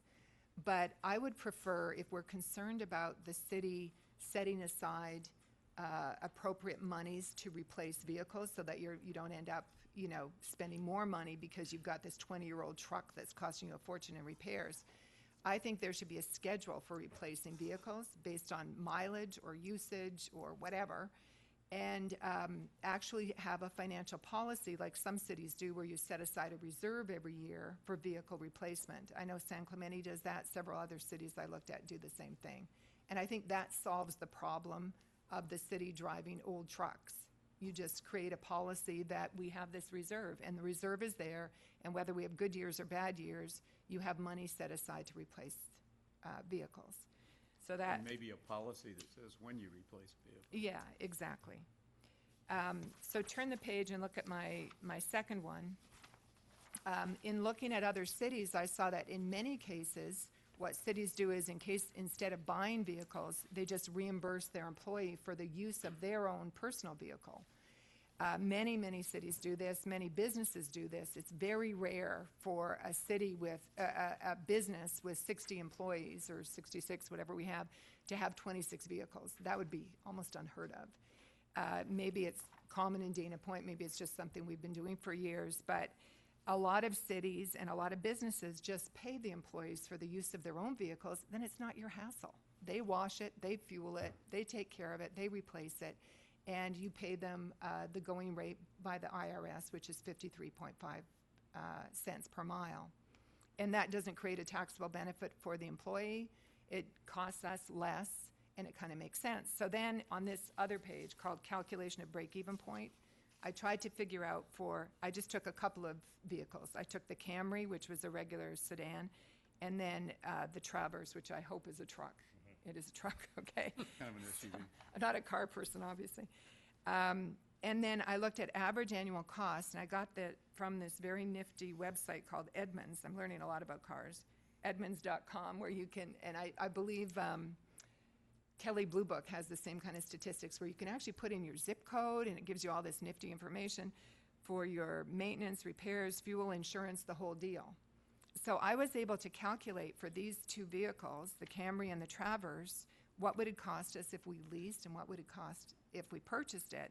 And then I was able to calculate if we, instead of purchasing or leasing, we let the employee provide his own car, what would be the break-even mileage? Like, at what point would we be better off buying that car ourselves versus letting the employee use it? And they're pretty high numbers, like 14, but that's because they're new cars. So in the case of the Camry, you break even at 14,000 miles, and the Traverse, it's 18,000 miles. I did find one city, the city of San Jose, where they have this kind of deal going on, and I think they had a 9,000 break even for regular sedans, and then they had 11,000 for trucks.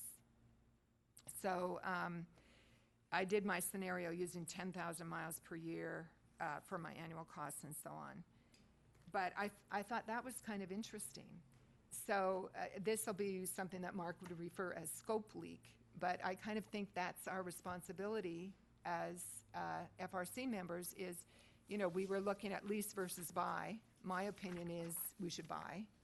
I think we could have some policies to make sure that we don't keep old trucks in our fleet, absolutely. But I think there's a larger issue, and that is Should we, I suggest that we give something to council to say, let's look at our vehicle policy in general. And I'm not saying we have to do this immediately, but eventually, I think it makes sense for the city to look at, should we be doing mileage reimbursement? Should we be sharing the vehicles? Should we be pooling them? Or should we be purchasing them? But I think it's a big issue. We're talking about $800,000, maybe $1 million in assets. I think it makes sense to have a policy. So, So some more information on the subject. I just passed out to you a single-page sheet that says Dana Point budgeted vehicle cost. And I went through the budget package. It was just published. And I have departments, and then how many departments have vehicles. So the black numbers in that second column of numbers, those are the owned vehicles we currently have. Just hand it I just ran around and put one in I know I front of lost it. everybody. I have too many papers. Okay. There should be one there, Larry. You don't? Keep going, I'll find it. Anyway, I'll just share yours. so there are 34 owned vehicles that the company has. That jives with what the lease analysis was all about. And this shows which cost centers they're in. And then we have an account 2050, which shows repair and maintenance, cleaning, and fuel budgets for each of those cars. And then I took the fuel one to try and estimate. One of the questions we ask is how many miles are on these trucks? How much are they used? Most of them are some sort of a truck or SUV. And I took the fuel dollars, divided by $3 a gallon as a working average, and then multiplied 18 miles per gallon that you get out of each gallon that you buy, and then divided by the number of black-owned trucks we have, so that building department has 3 of those, and they average 5,900 miles a year. And code enforcement has 4, and they average 3,100 miles a year. And so if you were saying we ought to really do reimbursements on these low mileage vehicles because it would be the city, it's cheaper by far, you can see very few departments would have any trucks at all. Now, maybe there are some places where equipment goes into the truck, they go out and pound something together so that you have to have a truck. Maybe those could be well satisfied by pool cars that are used when necessary. But the idea, for example, code enforcement having 4 vehicles and only driving each one 3,100 miles a year, it seems ridiculous. We can't send them out together. They aren't going anywhere at all.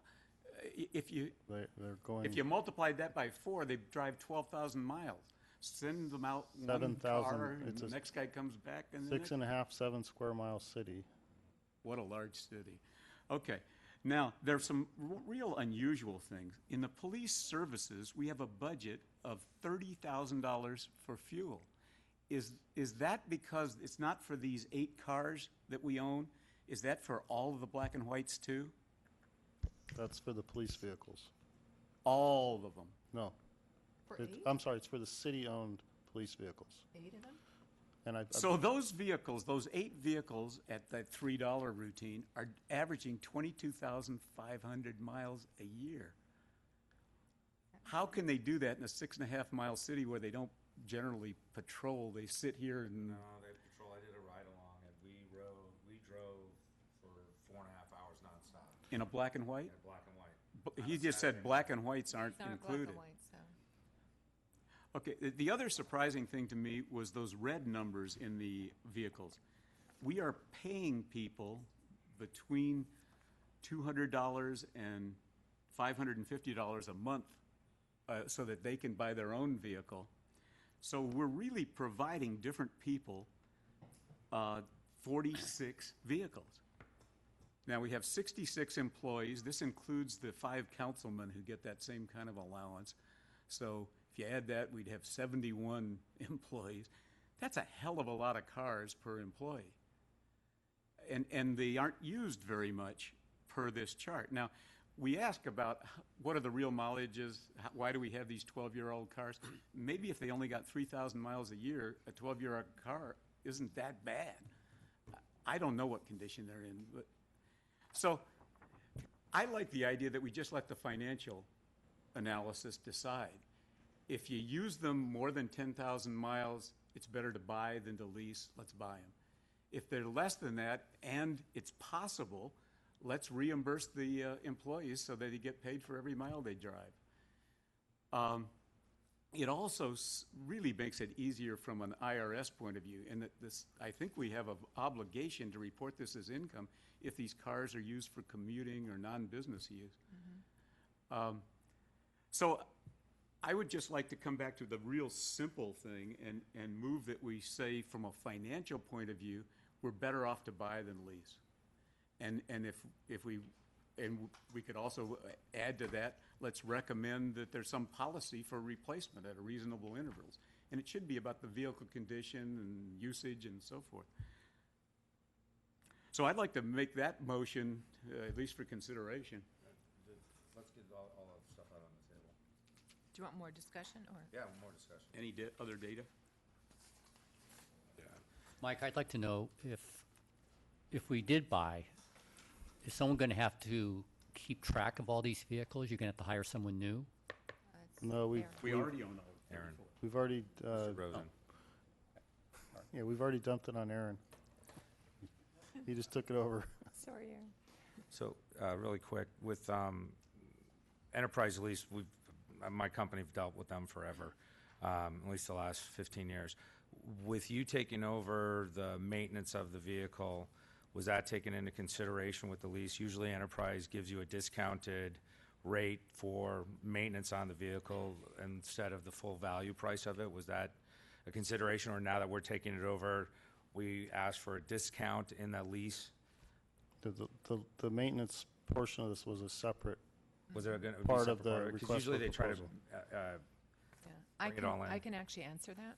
It was, there was a charge in the lease of $8 per month per vehicle. Yeah, I saw that. In order to take advantage of their maintenance program, where they would take care of repairs and do basically what Aaron's doing. So it seemed like No, not. but that's not what I was asking. I'm asking that, like, for our vehicles, our staff vehicles, Yeah, they it's give us, coming. if we go there to their Yes, prescribed area, instead of $14 for an oil change, they only charge us $10 for an oil change. right. I'm coming to that. He said that in exchange for that $8 per month, there's a 7.5% savings in repairs and maintenance. So I ran the numbers, so that's $96 a year for the maintenance charge. But when I ran the numbers on these new vehicles, on the repairs and maintenance based on Edmunds.com, my repairs and maintenance reduced by that 7.5% was only $56. Yeah, no, I So was, we're better off paying the full charge and forgetting it. yeah, I just Well, wanted to if get I- clarification. Thank you for. if I could, if you look in tab 4, all the attached lease quotes for each of the types of vehicles does not include the maintenance. I know the one that the representative sent you, I think might have had it in there, as it also had license fees. Yeah. That shouldn't have been in there, but we didn't include it in ours. It was Yeah. a separate. Straight, yeah. Yeah, it's just, it's not a good deal financially, actually. For So, here, no, yeah. I'm not disagreeing. so. One quick question, what's our average insurance per vehicle? About? Like the, You have a $2,500 deductible. How much do we pay per vehicle on insurance? Because that's another cost that would go into Tony's break-even point on when is it better to pay the allowance of 53.5 cents versus own your own? Because with 53.5 cents, the employee is paying the insurance. I would have to pull up our asset schedule with the $1,000, is insurers. that- I don't even have a guess Don't at know. that number at Whether this the point. employee drives his own vehicle or not, though, the city would still be, I'm sure that you have a non-owned vehicle policy, and then Overriding you probably have an liability. umbrella policy as well for liability. For employees that provide their own vehicles, they're expected to have comprehensive and Right. liability insurance. It doesn't mean that the city wouldn't get sued. But Right. But don't you have a non-owned vehicle policy? You probably yes, do. we have a vehicle policy, the expectations with driver's license and insurance and so forth. Right, but there's something for a vehicle that you don't own, there's usually something in your own insurance policy, and you probably have an umbrella policy for There's liability. a good chance that you'd actually have to get commercial insurance coverage on your personal policy to be covered for business use. Right, it's actually really cheap insurance. It's called non-owned vehicle insurance. It's really reasonable compared to what you're It's paying. not an important issue. Yeah.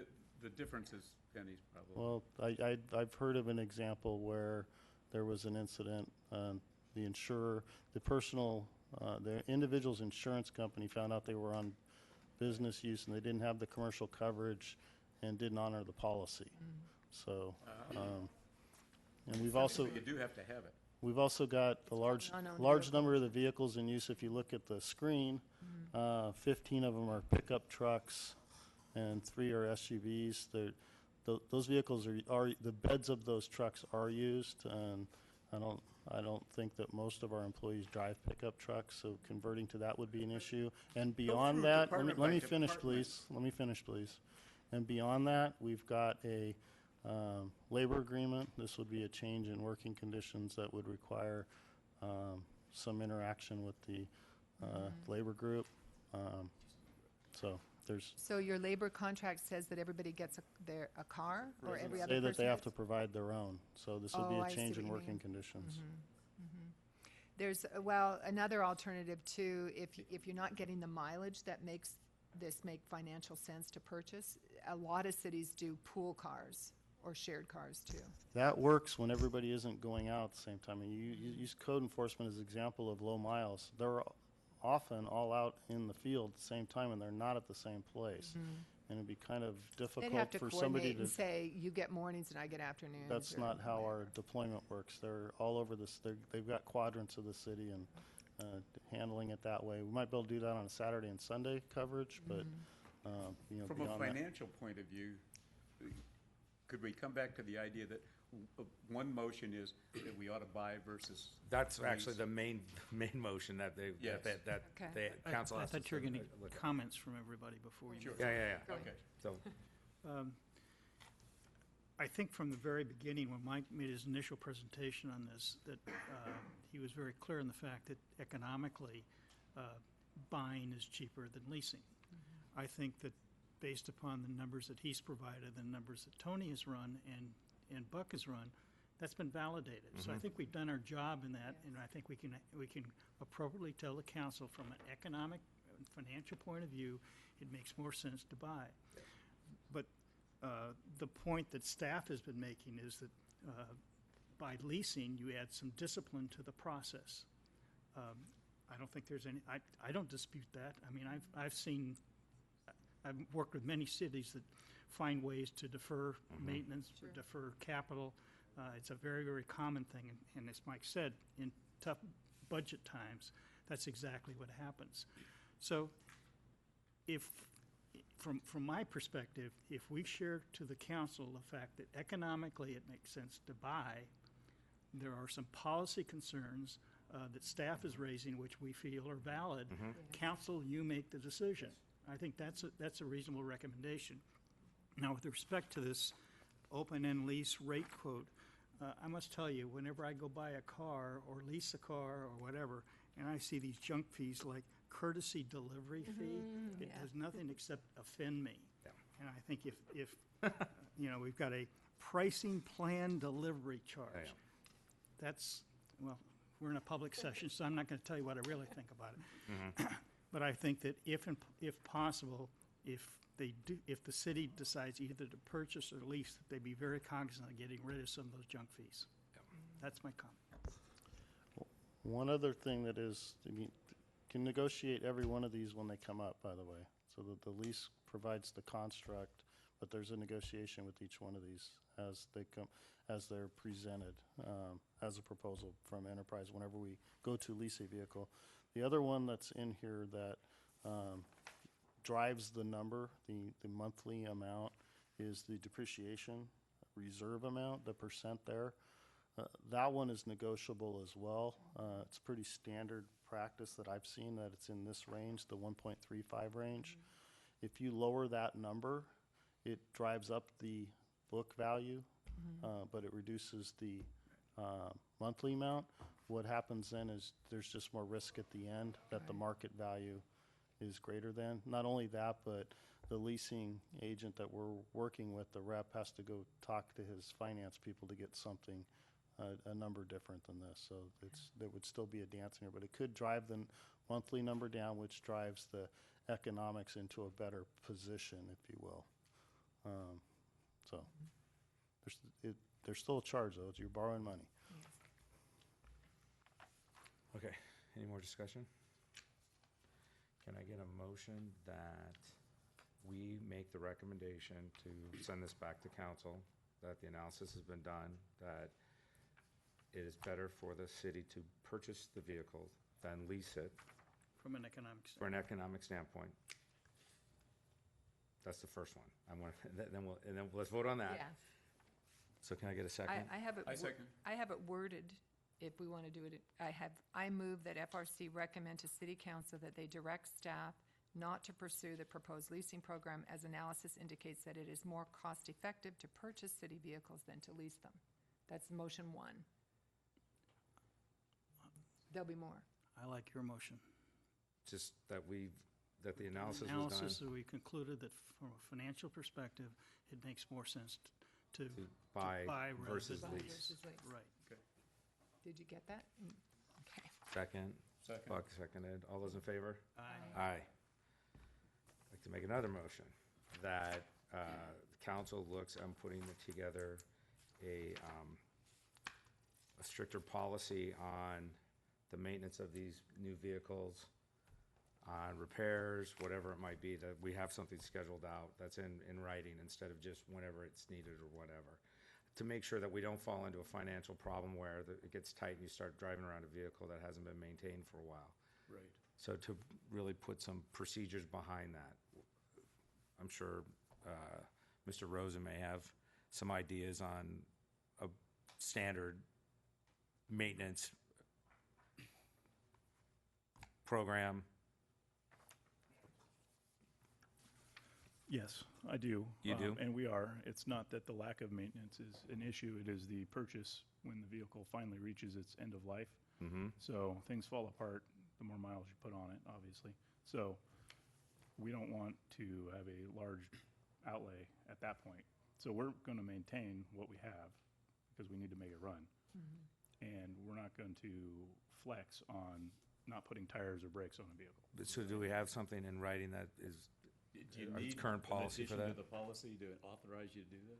No, I don't believe so. Aaron, something that might be really useful for council when they consider this would be a list of all of the vehicles, their age, their mileage, all of that, and your recommendation as to And which a one con- should be Some retired. comments on the condition of it. Yeah. You know, it's falling apart, it's terrible, or it's in good shape, it's serviceable for the purpose intended. I mean, it's probably entirely legitimate that you've got several trucks that just need to be Yeah, replaced, right period. away.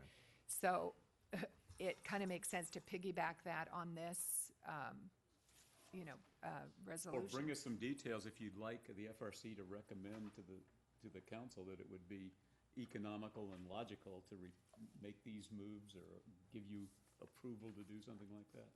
Thank you for your recommendation. Okay, I have a second motion. We did find that vehicle, Wasn't that a second motion? Oh, No, we were just still, voted on the motion. we We're just voted on the discussing first it. one, then I wanted to put a motion, and then the council looks to create a more stricter policy on the maintenance of the vehicles that are out there and put together, retirement agreement, whatever we want to call that, more formalized for staff. So is that a motion? That's a motion. could It's very vague, but yeah. we discuss a little bit Yeah, well, let's, first? Because there's several elements to the vehicle policy. You sent us your current vehicle policy, which is from '08 or something, and it's pretty general. And there's many more things to consider within a vehicle policy. And I would like to suggest or make a motion from FRC that we recommend that council look at their entire vehicle policy, everything, not just the maintenance, but do we set up a reserve and so on. I have it written up if you want to hear it. I'll strike my motion, and I'll let you, Okay, I actually did it in two motions to make it simpler. So the second motion would be, I move that FRC recommend to City Council that they direct staff to propose amendments to the city vehicle usage policy, and I give the number, in order to develop a comprehensive vehicle policy to cover city-owned or leased motor vehicles whether they are assigned, shared, or pooled, as well as the reimbursement for use of personal vehicles for city business. So I wanted it to be broad enough that they could consider any aspect of a vehicle policy. When I look at cities that have a comprehensive vehicle policy, they have a whole network of things. They have vehicles they buy, they have ones they share and pool, they have ones that employees provide and they're reimbursed with an allowance, or they're reimbursed with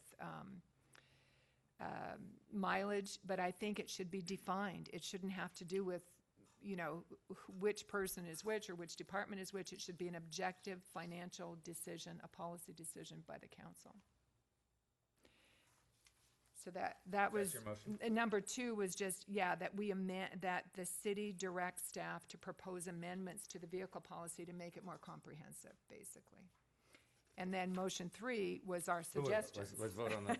Let's vote on no motion more. 2. Okay, go with 2. Can I have a second on 2? I'll second it. All's in favor, or discussion? Larry, do you have any input? Not on this, no. All's in favor? Aye. Aye. Aye. Okay. Okay. Third move. And Well, motion Actually, 3, before you get to Sorry. that, I think in our last meeting, we said that when we wanted things specifically on the record, we should state that. Yes. And I'd like to state something to the effect that, that while we recognize, while I recognize, I guess I should say, while I recognize the financial benefits of moving forward with a vehicle purchase program, I want to make sure that from an asset management perspective, that a vehicle lease program may have benefits to the city. I want that in the minutes. okay, Okay. Good. I agree. okay, Perfect. yeah. Okay, motion 3 is giving our suggestions, some of which you alluded to. So this is more complicated, but it says, I move that FRC recommend that in order to promote fiscal responsibility, the council directs staff to consider the following items when they are drafting the amended vehicle policy. So this gives a little more direction. Number 1, which functions or positions reasonably require a city-provided vehicle on an assigned, shared, or pooled basis? Who should get them and why? I mean, the council should have a policy on that. Number 2, which functions or positions require take-home vehicles? I think we have 4 now, but maybe there should be a broader policy, but they should define it. Who, under what circumstances do they have to take them home? Number 3, what minimum utilization standards or annual mileage will be required to justify a city-provided vehicle? I'm suggesting a 10,000-mile requirement, which is the average standard used in the city of San Jose's vehicle policy. This is considerably lower than the break-even mileage calculated in the analysis of the leasing program. So it's just a suggestion. Number 4, which functions or positions will receive vehicle allowances and at what rates? 5, we're already doing this. It's just a matter of defining it and making it a policy. Number 5, appropriate guidelines for mileage, define appropriate guidelines for mileage reimbursements for privately owned vehicles used on city business. We suggest that the city use the annual IRS reimbursement rate, which is currently 53.5 cents per mile. So if anybody, even who doesn't have their own vehicle, has to go to a conference or whatever, they should be reimbursed, and the appropriate rate is probably that 53.5. Number 6, Why not, instead of putting the actual rate amount, why don't we just use current IRS? The maximum IRS Yeah. rate. Some of Yeah, IRS I rates, said, so they're gonna use the change it. annual IRS reimbursement rate, which is currently 53%. Okay. So, or I could just leave that part out. Just leave that if you part, I want. think, Okay. because then we don't have to have amendments. And then number 6, appropriate guidelines to determine a policy to establish what mileage, age, or other standards of vehicle condition should trigger vehicle replacement. And that gets to what we were talking about with Aaron. There should be some definition, when it meets this age or this stage, there should be a policy, and that gets it out of Mike saying, oh no, we're not going to replace the vehicles. They already have a policy that says they have to. Number 7, appropriate guidelines as to funding for such vehicle replacement, preferably through a regular transfer to a specific reserve for such purpose or through annual council resolutions. I'd rather see a specific reserve. I think it takes it just becomes an automatic thing. Number 8, appropriate allocation to city departments of charges for fuel, maintenance, repairs, cleaning, and depreciation in order to allow managers to oversee and take responsibility for controlling costs. That one came out of reviewing Buck's analysis. I could see that some departments had all the vehicle costs in and others did not. It just wasn't consistent. And if the department heads are going to take responsibility for their budgets, they should know what they're responsible for and track it. Number 9, appropriate checks and balances to ensure adherence to city vehicle policy, including a log maintained in each city-owned vehicle recording the driver, the purpose of the trip, the date, mileage, destination, etc. And 10, any other guidelines or amendments to the policy deemed appropriate to ensure compliance with legal, insurance, IRS, or other regulations, policies, or procedures. So I was trying to make it broad enough that we're basically saying, look at the whole deal here with vehicles. How many should we have? What should trigger replacement? How do we pay for them? What's our procedure? Let's bring it into the 21st century. Can you go back to your opening statement? No, on this one.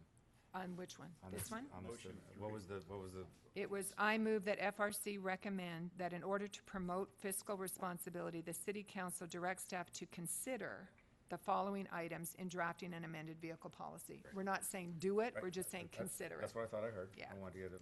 Yeah. Do I have a second? I'll second. Buck seconds. Any further discussion? All those in favor? Aye. Aye. Aye. Here. Nay. Greg's name. Nay? Okay. Do it. Perfect. Item 4. Item 4. Mr. Hill and Mr. Wall. Mr. Wall will open this is a verbal kind of update on where we stand. Yeah, where we stand on all the community activities. Buck and I met with Sherry Murphy, she's the recreation manager from the city of Dana Point, and Brian McClure, he's the deputy director of community services for Dana Point, and also Heather Johnson, she is the outgoing executive director, Chamber of Commerce. Your mic on? You're not on. Yep. Yeah. Can't hear me? Okay. So when we met with them, we went through every activity, and I don't know if everyone has their budgets books, but I did make copies of Also have a list. you can pass it. As you're passing, here's another list, just that it took Mark Denny's report where the sheriff's costs and all the other, parking, blah, blah, blah, was added in. Could I have one of those back? Whoop. No, I need one more. So you can see the city has 29 activities listed here, and funding for 8 of the items have been completely cut in fiscal year 19. So the city's kind of done us a favor in that. That's 1/3 of we have to look at since they've cut them out. That leaves 21 activities left. And you can see with that cut, it's almost a $200,000 savings. So they've cut back quite a bit. When we went out and met with them, there's a lot of passion to save everything, obviously. But I think the city council has done an excellent job in what they've done in cutting some of these items. I also met with or talked to Kim Tilley, she's with the Harbor Association, Jim Miller at Coffee Importers, and some of the business owners in the Lantern District, including Killer Dana, Gene at Lantern Bay Interiors, and some other cities, some other businesses there. They all think any activities that we bring to the Lantern District really helps up their business. The one thing that we did get kind of pushback on is the community parade. I think even from our own city, they tend to think it's a little bit too much work for what we're paying for. And ironically, that's the only item that they increased. They bumped the budget up from $30,000 to $40,000. I think the big thing on that is we're spending $25,000 on helium balloons, which that sounds kind of outrageous to me, but Especially when there are When you about said you got- 2,000 estimated attendees. Greg, when you said you got pushback in which direction? Push back in that, oh, that sounds a little expensive. Okay. This is from the business people you're talking to? Yes, from the business people. So And it's kind of neat if they know how much these cost. Maybe they kind of change their minds. right, I don't think most Yeah. people realized, and Yeah. I had no idea that balloon would cost $25,000. And it looks nice, but maybe they could cut that out. But you know what? It's more We're- than we're- one balloon. It's that big whale thing, right? I think there's seven or eight, 6 or 7 balloons.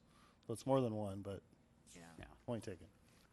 So, when you listen to some of these people, there is such passion to keep everything. And as Tony once said, just because we've had it forever doesn't mean that we need to keep it forever.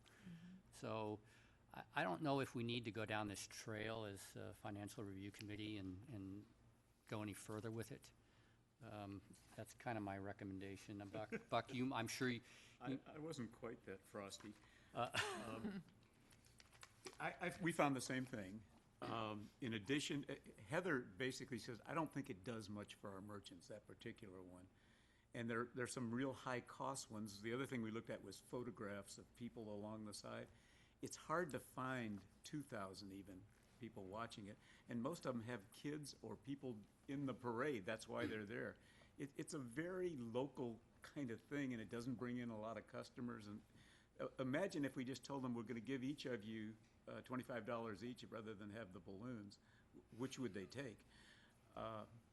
So that one was suspect. But in the end of it, the FRC, we're really financial consultants. That's what we're good at. We could do a good job of analyzing the costs. We might spot some of those that seem awfully high, like balloons cost a lot, or that particular party, the second one of that is the concert with 3 bands at the beach. How many people go to that? I don't know. But we do have a department that knows all these things. Community Services is in charge of running these programs. I think the Financial Review Committee shouldn't say, this is the way to cut it, or that's it. We can help them make sure their cost analysis is complete, like the sheets given us by Mark Denny, which included the police costs and the traffic control and the parking and there's a whole list of costs. Tell you a hell of a lot. But let's just ask that the Community Services Group develop a full cost list, provide that data to the City Council. They also ought to go into looking, so all the costs, donation information. When we're making donations, that's the other thing in this list, donations to different groups. We should know, what was the name of that? Who are the parties involved with it? What are their budgets and expenses? Percentage of costs contributed by Dana Point. I think on that whale thing, there's this group that runs it. You talk to them, and we're giving them $30,000 to $40,000 a year. What do they do? Do we fund the whole thing? Is there other? I'm not saying I should do it. I'm saying I think the Community Services Organization ought to prepare this kind of list of data. I thought that was part of the presentation I did that Mark, actually, his staff provided, but, so in The organizations? No. Yeah. That So in Whale discussing Society Foundation or whatever it is. Vessel Whales Foundation, 30,000, I think is what it is. Yes. It pays for the contract for the person that runs the overall Festival Whales, that Okay, runs the whole thing. What do they do, and are we the only supporter of that? That's the kind of question I want. Is this a legitimate charity, or is it a nonprofit, or is this a profit and they It's spend not, 2 it's weeks? full nonprofit. That's the only paid position, if you will, is under contract, the 30,000 or 35, and they do get other smaller. Does that Can I save us- finish, please? Sorry. They get other smaller sponsorships. They've had, car dealerships and even some chain restaurants at some points sponsoring different pieces of it. I know in years past, not recently, but the Southern California Edison had sponsored it. So beer and wine sponsors. So they do get some sponsors, but it's not a large check. Okay, so donation information on the organization and how much do we contribute, so forth. Attendance at the event, And if possible, they're now, community services is doing surveys like at the concerts. How many people are from Dana Point? How many are guests of residents from Dana Point? That's good How many are from local neighboring cities? How many are guests staying at our hotels paying TOT? Be good to And then have that. other, just so we kind of see who's benefiting from this concert.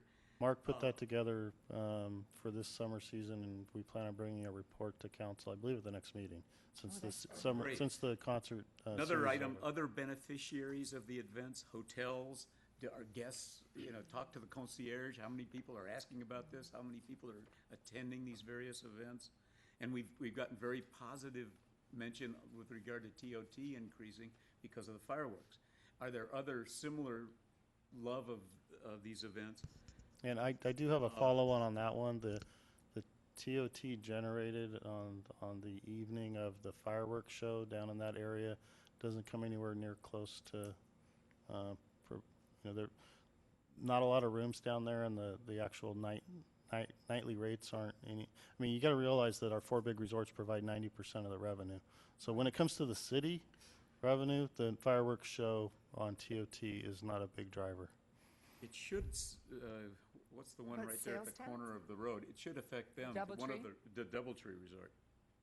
No. They are full regardless between Okay. Memorial Day and Labor Day or the middle of September. But the fireworks then is something also- the city loves. Yes. I mean, the I'd like people to love see it.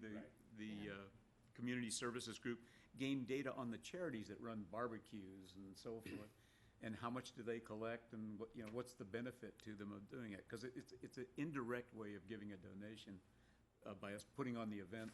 Somebody makes money. That's And good. I will tell you, one of my personal charges, I have access to GuideStar, which is a charity review service that looks at their tax returns. And before we write checks, we make sure that they're current with their tax filings. And we also get to look at how much they're spending on But admin. the Festival of the Whales is not. Yes, they are. They are a nonprofit, and we actually get their financials directly, so we know what they're spending their money on. And the board does come in and meet with me, particularly since I've been here 8 years. I've made it a point to meet with them each year and go over their budget. So I agree with Greg that we can participate and help, but I think it should be at a secondary level, looking at finances, looking at costs, and the primary research into who benefits and all this other stuff should be the Community Services Department, that's their charter. So and if we wanted to consider cutting costs, I would rather have them recommend what to cut than us or the council. Or The cuts that the council approved on June 20 were recommended by staff on Right. taking into consideration all those things you're talking about, the importance, the impact. And we even went beyond looking at just the event itself, but the nonprofits that benefited from the different events and what the impact would be on them. There was one case with our VFW that we knew they were going to take a large hit to their budget, like upwards of 20%. And So you did it gradually. we cut the event. That was the barbecue. They made about 20% of their budget off of that one event. So we brought them into our summer concerts, and they did the barbecues for all of our summer concerts. And the city council put in a line item, straight donation in the city council budget to them to keep them whole on that. So we do take into account all those things. We're making these recommendations. Excellent. There was one other strange figure, and that was this donation to the Chamber of Commerce in order to run the turkey trot. And I noticed you just made another donation that you booked as happening last year.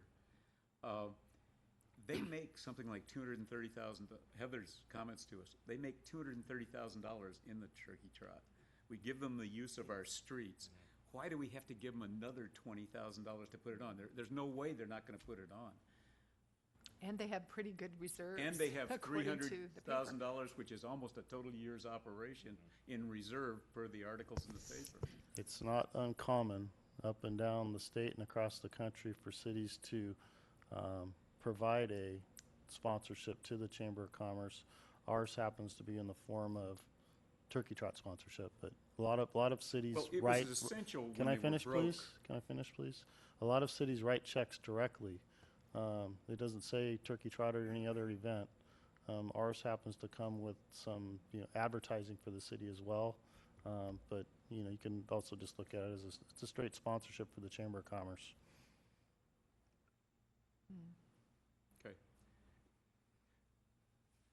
So I move that we report back, if, in our notes, that we've looked at it. We're standing by to analyze costs when they're made available, and also the Community Service Department is doing surveys. We've got a lot of this data. We would be happy to look at it. Could you comment on that survey? Is this your recommendation that they make these on this survey, or did you get to that? Oh, that's just an adding out of the budget. It's taking Greg's data, and those are the total number costs rather than the partials shown on the community services budget, I think. But this says to the city council, Dana Point survey. That was a draft letter I was gonna send in. I never Oh, sent but you it. didn't actually send I'm it in. sorry, I was just too Oh, lazy. okay. That was a short list of how Oh, much okay. different events I cost. got confused. Okay. Just for your information. Okay. As far as the surveys, I know Sherry was out there on Sunday with the last concert, doing her evaluations. So she's probably compiling that data now. Yeah, she told me she'd have it. Yeah. Mike said that Okay. they're gonna present it Right. to the next council No. meeting. So I would move we just report back that we'll, if you want us to do more, we will, but it's mainly done by a whole department and not a financial question. Yep, thank you. Do we need a motion, or should we just put that in the minutes? In the minutes. That's fine. We don't need a Just motion. for the record, we're looking at other okay. things. Yes. Before you finish that, there's a citywide survey that the city has commissioned, and included in that citywide survey are, Do you intend? it's not gonna be that whole laundry list. I understand. I don't think they'd ever get through that, survey. But I know there are, you know, questions in there regarding the city's provision of cultural and performing arts, special events like holiday celebrations, recreation programs. So there are, questions in there. They're not as specific as saying, do you like the Easter egg hunts, but Not a problem. When will that happen? That survey? it's, Mark's working on finalizing it right now, so hopefully it'll be on the street in the next, the survey will be taking place here shortly, and then results have to get tabulated and put on a council agenda. Before we get on to the next topic, if I could just ask that, on the record, that when you provide, when you do the minutes, could you make sure that those two schedules that I provided do end up in the minutes, the schedules on the vehicles? The And the break-even one that I analysis provided and the also. other one? Not these. Yeah, both of those, and then also Bucks as well. And the other thing I'd like to ask is that when you provide that, that motion with the referral to the City of San Jose, if we could include a copy of the City of San Jose's vehicle policy with that, so that council would have it for reference. I think we had it in the previous minutes, so it's just a matter of pulling that forward. But if they get that in the packet, then they have an idea of what a comprehensive vehicle policy looks like. And maybe also include our 2008 one, which is the skinny one. But that's what we're saying, Yeah. is let's expand that and make it a bigger thing. It's been the last 2 days reviewing all this. No, we're not done. Ryan? Let's, I think we should delay it. Push it back. It's a long one. It is a long one, and it's one the council sent us. And because of our meeting schedules about consultants, auditors, and so forth, could we do an abbreviated 10-minute discussion or something? well, no, I wanted to just at least start the discussion of it. If we get too far down, we can table it and then continue on. Are we on the next agenda item? Sorry. Yeah, we're on the We're next. trying to go to agenda, 5. so We're fine. just So deciding. this one's just a brief update. Again, I was on vacation. I just wanted to give you a brief update. I've got a quick slide. Did you guys get the PowerPoint slide? One page. Could we, before we get into that, could we have a I'm- 2-minute break? This is going to be a 30-second presentation. Go. I'm just giving you an update, kind of a little bit along the lines of what Buck and Greg just did, but on what it's the next one. Okay, so I've got 3 points here. We're reviewing and comparing contracts from the identified cities. My staff has gotten all of those contracts. While I was gone on vacation, they did start a summary of the financial details and some operational details in each of those contracts for me. I've got an initial draft. I haven't even read it yet. My intent is to take the results of that review and to call the cities with some specific questions then and compile it onto the next level. The other thing that Mark has asked me to add is to work with the city attorney to go back through their bills and do some hourly analysis. Mark talking about scope of work before, we wanted to make sure you guys are okay with the scope of work. It's on the screen. So again, review and compare contracts, interview the other cities regarding services and costs that include both in-house and contract. And it's from those cities that you guys gave me at the last meeting. And then to review some of the history, and this was the scope creep, if you will, that we're adding, history of Dana Point City Attorney costs. So that's kind of a broad concept. Mark mentioned it to me actually on Friday when I got back.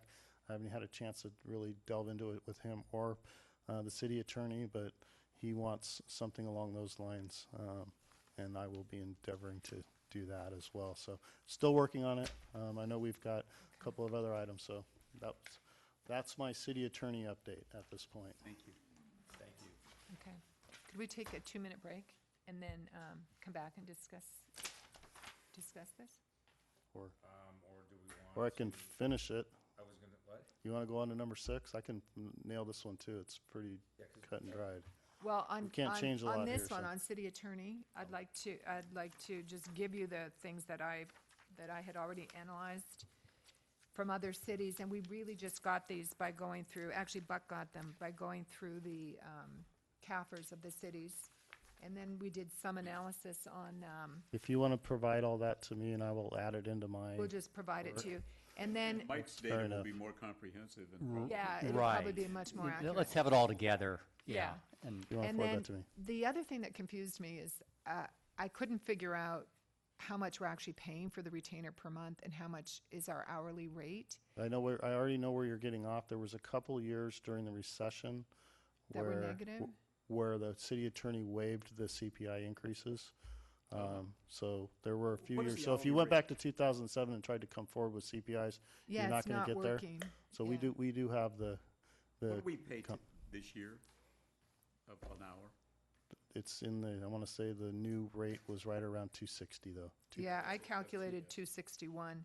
I think it's at 260, but I just want to give you my I could- data on the I actually, CPI. I got an email during my vacation of the recalc by Beverly, who was just here Okay, on it, so okay. it's 'cause right in that rate. I wasn't sure. There were 2 years where 260-ish. CPI was like minus 0.1, and I'm like, Yeah, did they actually there decline wasn't, their there fees? wasn't I a doubt it. clause in there, Yeah. but there was also years where he didn't take the CPI that he could have, so. Yeah, and could you also define for us approximately how many hours are included in retainer? We were trying to approximate, because I know it includes, planning commission and council and certain hours Essentially during the week. 4 work days a month. There's 2 regularly scheduled council meetings, 2 regularly scheduled planning commission meeting. It's on those days Mm-hmm. that when the attorney's here, that the retainer applies and not the hourly rate. We were told that one of those days starts at 12:30 or 1:30 or something like that. Is that correct? We're working with them early in the morning, and no, they're here, and there is They actually have no, a real long day. there's no hours in the contract. It's those days they're here, they don't charge. Okay, those so, days. so one of our ideas is We drive are, all the we've staff already, inquiries we've to already those. been doing that, Okay. for the last 9 months. It was a conversation I had with the council members back in December when I started briefing them on a regular basis. Okay, the last item, the sheriff's, Wait a second, we're not quite finished with Oh, I thought you 5, were. don't think. No, we were saying we'd get all the data, so then we have a more comprehensive. Well, I've got some items that are kind of regardless of the data that I'd like to propose real quickly. One of them is to put at least 2 people in charge of managing the costs of legal. One of them is the city attorney. He should commit or try to hit the budget, whatever it is, and should report back on how he's doing versus that budget. So that if he sees an overrun coming, we don't get it at the end of the year and all of a sudden it's $400,000 over the budget. The other one is I think we need an internal manager other than staff, other than the city council to do it, and I think Mark should be that guy that kind of signs off on unusual legal expenses, so that he has a oversight, management kind of thing. I know they report to the council, but those guys don't have enough time or follow it closely enough to manage the cost. For example, who reviews the council's bill and says, this is appropriate to pay? Those services are correct. Every I would department like head. to see it be marked to make it at the top of the organization. Every department head reviews their section of the bill, and Mark and I see it, and then Mark sees it, so. Yeah, the only thing I would add to that, though, and Mike and I have started having these conversations, is the costs are not allocated by department. So a department does not have a budget for legal costs. Feel a They- responsibility for it. Exactly, and they don't manage to it Right. necessarily. I'll tell you that, we, as a former department head, we're very cautious in terms of accessing those legal resources because they were costly. But we traditionally, historically, have not assigned those budgets to departments. And so Mike and I are having these conversations now about making those changes so that department heads can be accountable for their utilization of costs. Additionally, we've got to make sure that it's highlighted, not only for the council but for the public, that on certain costs that are reimbursed, that ought to be transparent as well. Yeah, it's not clear at all what's I have reimbursed one and more what idea on isn't. the reimbursed costs. If it's reimbursable, meaning some third party owes for it, I would like to recommend to the council that that Rutan or whoever our council is, bill them direct and collect. Right now, the city just got No. stuck for all those services on the headlands. You can recommend it, it's not gonna happen. Those are city responsibilities, the attorney's working for the city. It's just a requirement that the applicant in those cases for developers and so forth reimburse the city for it. We get deposits up front. The only case where we didn't get a deposit was from the Headlands Reserve LLC, Sanford Edward, and just regardless of how it happened, we did not have a deposit, and we ended up in a bad spot. Every other developer has to provide a deposit. We do not expend resources, whether it's city attorney, city staff, or special consultants for geotechnical or whatever. We don't expend resources without having an adequate deposit. So we get the money up front. It's in our trust account. You see it in the fund spreadsheets. Well, that was the question earlier about how many of those reimbursable expenses have indeed been reimbursed? All of them are reimbursed from all those developer ones. The ones that don't get reimbursed, I went through this at our last meeting. The ones that didn't get reimbursed from the developer-related arena were the Sanford Edward or Headlands Reserve ones, that we didn't have a deposit. Every other developer has deposits. And then on legal cases where we go and we're trying to get a receiver for a property, code enforcement issue, where we go to court and we're expending money, those are recoverable to the extent that the court awards the fees. So we've recovered in almost all of those cases. I mentioned a few where we didn't, which was the medical marijuana related ones, and I believe there was another one, I'm just drawing a blank on it right now, where we took some legal action and we did not get reimbursed by the court. I think there's a problem there, that we reimburse and we pay very rapidly to Rutan in the past history and now. And if it's reimbursable, why doesn't the person who owe it pay it directly? And you're saying because they're not trustworthy, we have to take the money. it's Why a don't we refund his deposit at the time he pays it? So that the city isn't counting that as either as an expense We have or an to. income item. It distorts both the income and the We expense. have to, it's the way our we're- review of their application. It's our effort that's required that we have to do. We outsource that review to the city attorney, to a geotechnical, but it's our review. They're providing an opinion to us. We require the applicant to pay us for it. Why don't don't we want- require hang on, the Let me appli- finish. We do not want a relationship between the applicant and our consultant directly for obvious reasons, conflict of The interest. city is the client, is what you're Yes. saying. So obviously, the city has to pay the bill. We get it. What But Tony was asking, Could you give us the accounting, though? Like, could you could tell you us take us what through all accounts those those are in? transactions so we can see it? And just give us an analysis of, Okay, what was our legal expense this year? How much was Net. recoverable? where is it recoverable? What accounts is that in? I can't follow it in your accounting. It was in our reimbursable revenue in the general fund is where you would see it come in along with, it's not just attorney, it was geotechnical, it was, so we it can't was break it city out. staff time, that's recoverable in those efforts. It's all of that. We have, starting July 1st, for attorney bills, we are putting them in a separate, we created a new revenue account for those reimbursements just for the city attorney.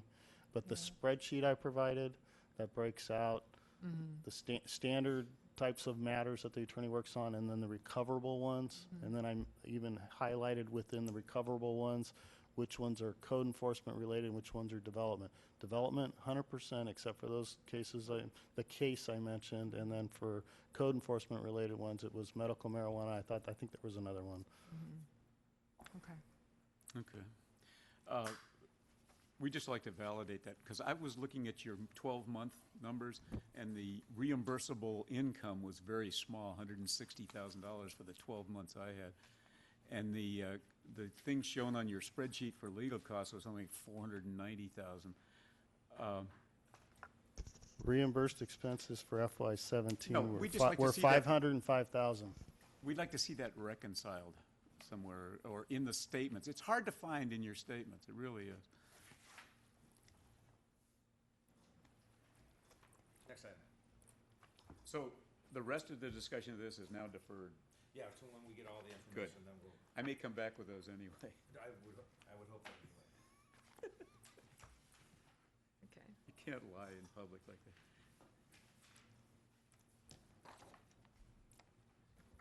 Okay, the sheriff's efficiency study, as we mentioned in the proposed budget in the 5-year plan under the, I think 8 pages, talking about the sheriff's history of costs and what we're looking at going forward. We mentioned in there that the city managers were working together to look to do some work on the contracts for the cities. It's been labeled the efficiency study.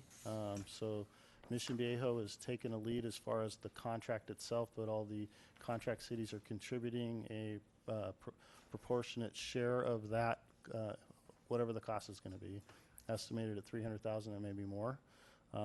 That efficiency study is going to look at a whole host of things that are included in the agenda report as the actual requests for proposals that will be going out after all of the cities have signed on to the MOU. All of the cities have agreed, even if it's under the city manager's purchasing authority, to take it to their city councils.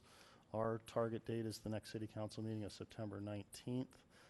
There's already been a handful of cities that have taken this memorandum to their councils and gotten approval in the last couple of weeks here, and it's marching forward. So we hope to have, the group of city managers hopes to have this on the street shortly after all the MOUs are signed and they get the checks from us.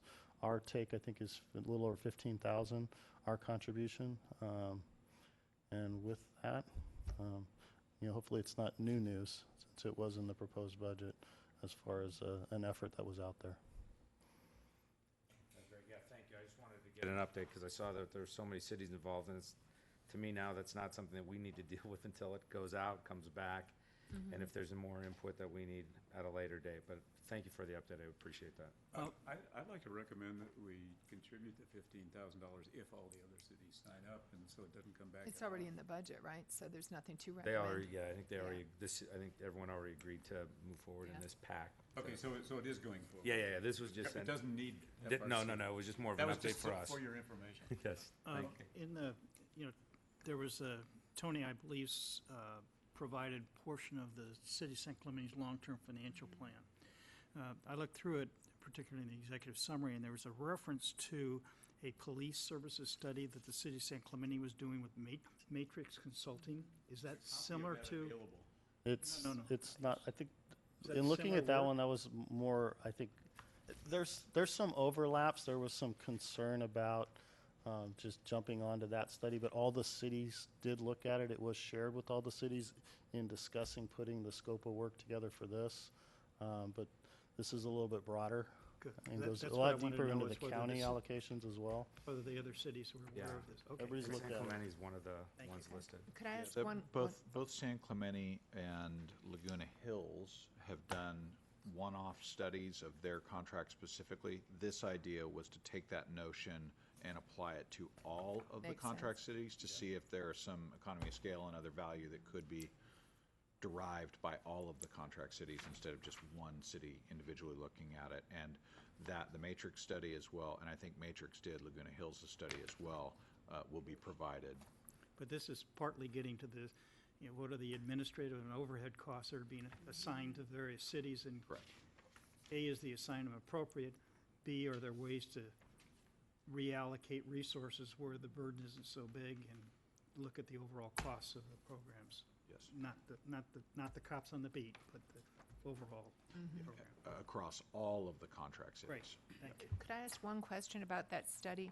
Will the study cover how cities are different? Because when I read the Matrix study from San Clemente, it seemed clear that they have some differences with Dana Point, like they don't use a helicopter. And I'm not sure why. They just refused it. They refused to be charged for it. And that was one of the things they negotiated. And then they also negotiated different overhead rates, which we don't do. We just kind of, so will this broad study, this countywide study, They- will it look at the differences between The, cities? the major difference that they had from us was they had their own substation. So they weren't getting allocated division overhead for the use of the Aliso Viejo Oh, substation. because they have their own. So we were already changing to that model. We won't see it in our contract until next year. Mm-hmm. I mentioned there's a delay in that allocation. As far as the helicopter, I don't recall that ability to say we don't want to use the helicopter. Well, it's in the study with San Clemente, take a look. But, well, apparently they're implementing their recommendations. But the other question I had was, there was a lot of detail in there about the ratio of staff, sergeants to patrolmen and so on. Is this something that this broad study will look at, what the recommended ratio is and so on? Because that's where the big bulk of the cost is, right?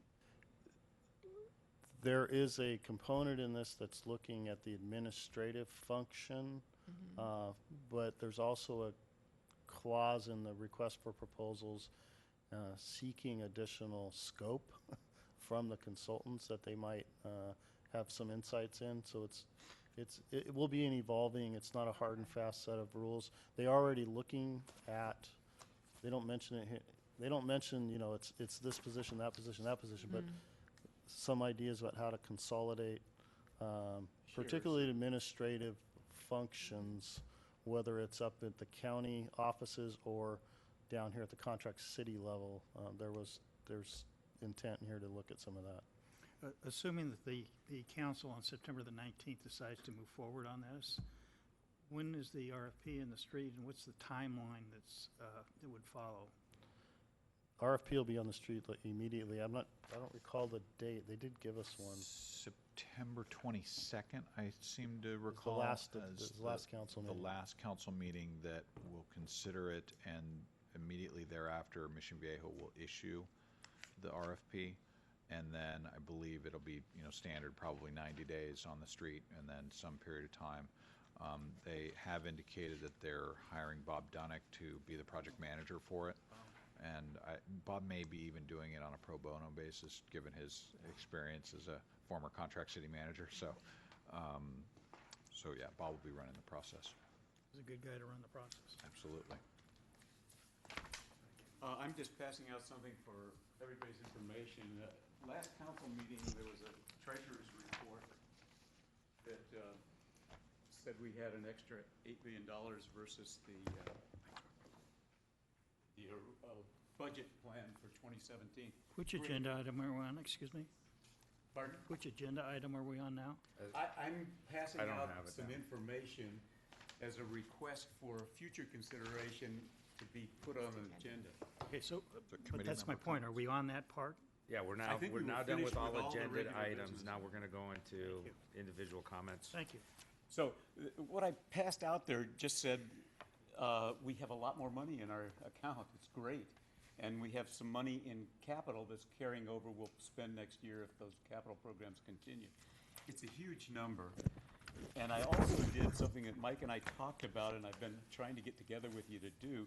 I did an estimate of what the results mean from that. That's a cash statement as of, and it's Mike's report, as of 12/30. And I did a flash of what does it mean, and what it means is we're going to beat the income by about $2 million, and we're going to beat the costs lower by about $2 million. So there's something approximately $4 million good news that might solve some of these big budget problems. That doesn't include any accruals, so it doesn't recognize, it's just cash-based estimates. And on the second page of that thing, I told you how I figured it out. I looked at what the accruals were a year ago, a couple years ago, and through some logic guessed. They're not right, but they're closer than our budget that we just based as the baseline for next year's budget. It's great news, but it also says we're really inaccurate in our budgeting.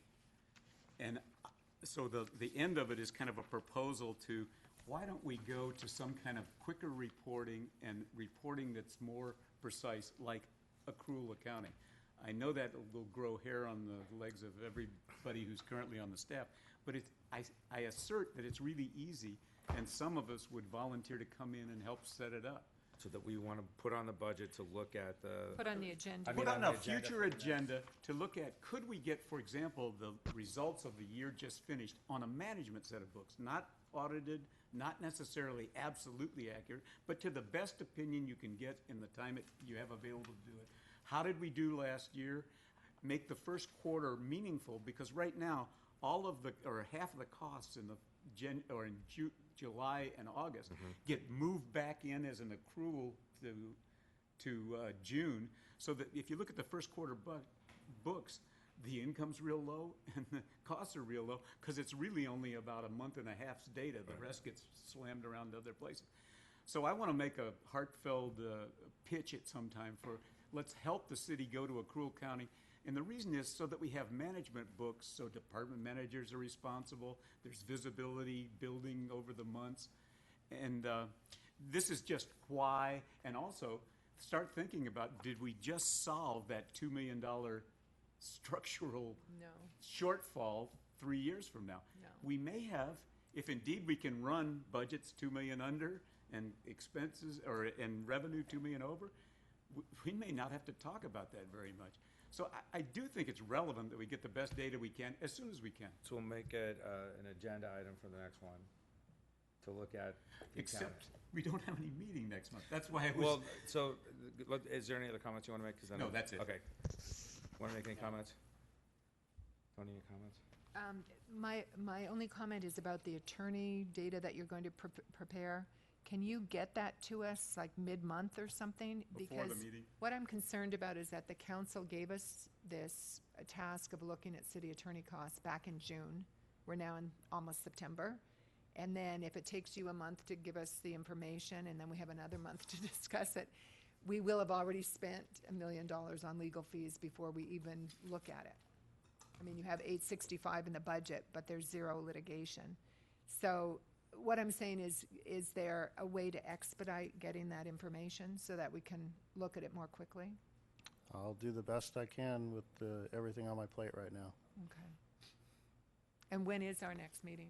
Well, we're meeting with staff and council on, what was it? September 12th. We have a special meeting on September 12th, and then we have a, quote, our next regular meeting will be September 26th. There is a regular meeting in September? Yes. That we could just, oh, that'd be Okay. fine. That'd be great. Yeah, we were already planning, because we're going to have the fee study on that one, and we'll have another agenda item to give you another update on. So we could talk about other subjects in the fees on Grace. Yes. And the legal expenses will come back. We'll give you another update on that. Actually, we had down, I have I had down in on the the calendar the 27th. 27th. Yeah, that's what I had. I was like, wait a second, 27th? 26th. It's the- Wednesday, the 27th Okay. at 4 o'clock. Yeah, it got moved, I think. There was a calendar invite that went out, because I'm like, wait a second, I'm looking at the Thank 26th you. and I didn't see it. Thanks for the correction. And do we have any material for that special meeting? Do we have background to look at or anything? It's in my inbox to look at what the Okay. Good. I looked at a draft of a presentation, outline, about 4 weeks ago, and then he sent me something while I was gone. I have not gotten fully unburied yet. But is this a vehicle where we can talk It's a about things workshop. we'd like to see go into the long-term plan, or he's going to It's a- direct it's a- us and we'll? It's a workshop that he's going to be directing, and it's Okay. one that he's done all over the Okay. place. And it's kind of, a lot of it's a little higher level for him to get his, his bearing straight on the city. Mm-hmm. And then he's going to go back and do some work and then give it back to us in fairly short order. Okay. Anything else? That's it. Yes. I have a couple of things I'd like to add.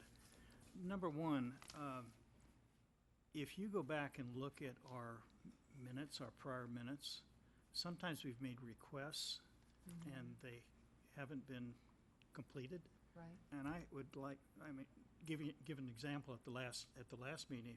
If you look at the minutes, there was information that was going to be provided on TOT that you had requested. I think we ought to have something Follow up. have a to-do list or a checklist or something when a specific request is made, that if it's not delivered, that it's still out there and need to be fulfilled. It's pending. The second thing, Just real quick on that, the TOT is on our list. It'll be on, and I'm working on things that are on the next agendas. I'm not being critical of staff, honestly, I'm not. Just I'm show just it as saying a if we, pending. if we had it A as list. outstanding items. In or that case, it's to-do, actually available information. I just have to go out to the right website and Yeah. pull it down and you don't organize need to it, be so. offensive, I'm just Okay. saying, it would be good to have that on an ongoing basis, either as part of our agenda or as an attachment. The second thing I think would be good is if we had someplace either on the agenda or as a separate attachment, upcoming events. I mean, we just talked about the calendar. We have the financial policies meeting on the 12th. There was an email that was sent out about the auditor is showing up on the 21st, and some of us Oh, that's right, we're meeting volunteered with for them. that, for sessions, 20-minute sessions. And then we have the meeting on the 27th. It'd be nice to have that schedule presented to us each time so that Thank we don't say, well, when's the Great next meeting? comments. Or, boy, we don't have anything in October or whatever. Yep, So great comments. I would like to have that. And I think the third thing, and I guess I had written overheads on the desktop screens, but we got it, so I don't have to deal with that anymore. So just those two items. Good ideas. Great. I just have a couple questions. I don't need answered now, but I want to throw it out there. I saw on 6/21, we went into litigation with two separate facilities. Do you have any idea how long that's going to take? Was this a planned execution by the staff, so we're aware of that, how long are we budgeting that this could take place? I know that this was something that we're working that he's unlicensed, not just that it's the sober living. The other thing that we had a second death on the railroad tracks on 8/15. There was one at the beginning of the year on 1/15. And I know that, from my understanding, is that they come back to the city that it's wrongful death, not suicide, until proven otherwise. Can I get clarification on that? And how much does that chew up into it? Because the family's gonna go wrongful death, he got hit on the train track, not it was suicide, then we're not liable. And I think that from what I've read in the past, that it goes that route first, we get tied up into stuff, and then they find cameras, whatever, I just want to get clarification on that, because we've had two so far this year, and if it becomes And a is it trend- in the legal budget? Right, and how can, is there anything we can do about that? And then the final thing, the development pipeline on the site, I think is awesome. I'm looking forward to it being populated, so Buck and I and everyone else can see how the projects are developing that the city's working on. So thank you very much for getting that going. And I think that's great for all the people of Dana Point to. Could you clarify that last one? They're on the, they put out, there's a development pipeline site for Dana Point that lists the projects that are pending or what status they are moving through our Is system. that on the city website? I believe so. It was under. On the planning department, the community development. Yeah, Yeah, there was a thing that went out, I think, a week ago about it, and I thought that, I was on it, I'm like, oh, this is awesome. Now I can't wait for, it's there, the framework's there, the different But it's projects not are in there. But most of the squares don't have much empty. information. Right, it's not there yet, where you click on it, and You'd there's love to nothing know going on. it's gonna come into planning or to. And so that's where I'm excited, that Planning at least Commission that in component's there, so February people or can whatever. track it as we continue to develop those projects. That's all I have. Thank you, good night, 6:44, we'll see you guys in 2 weeks.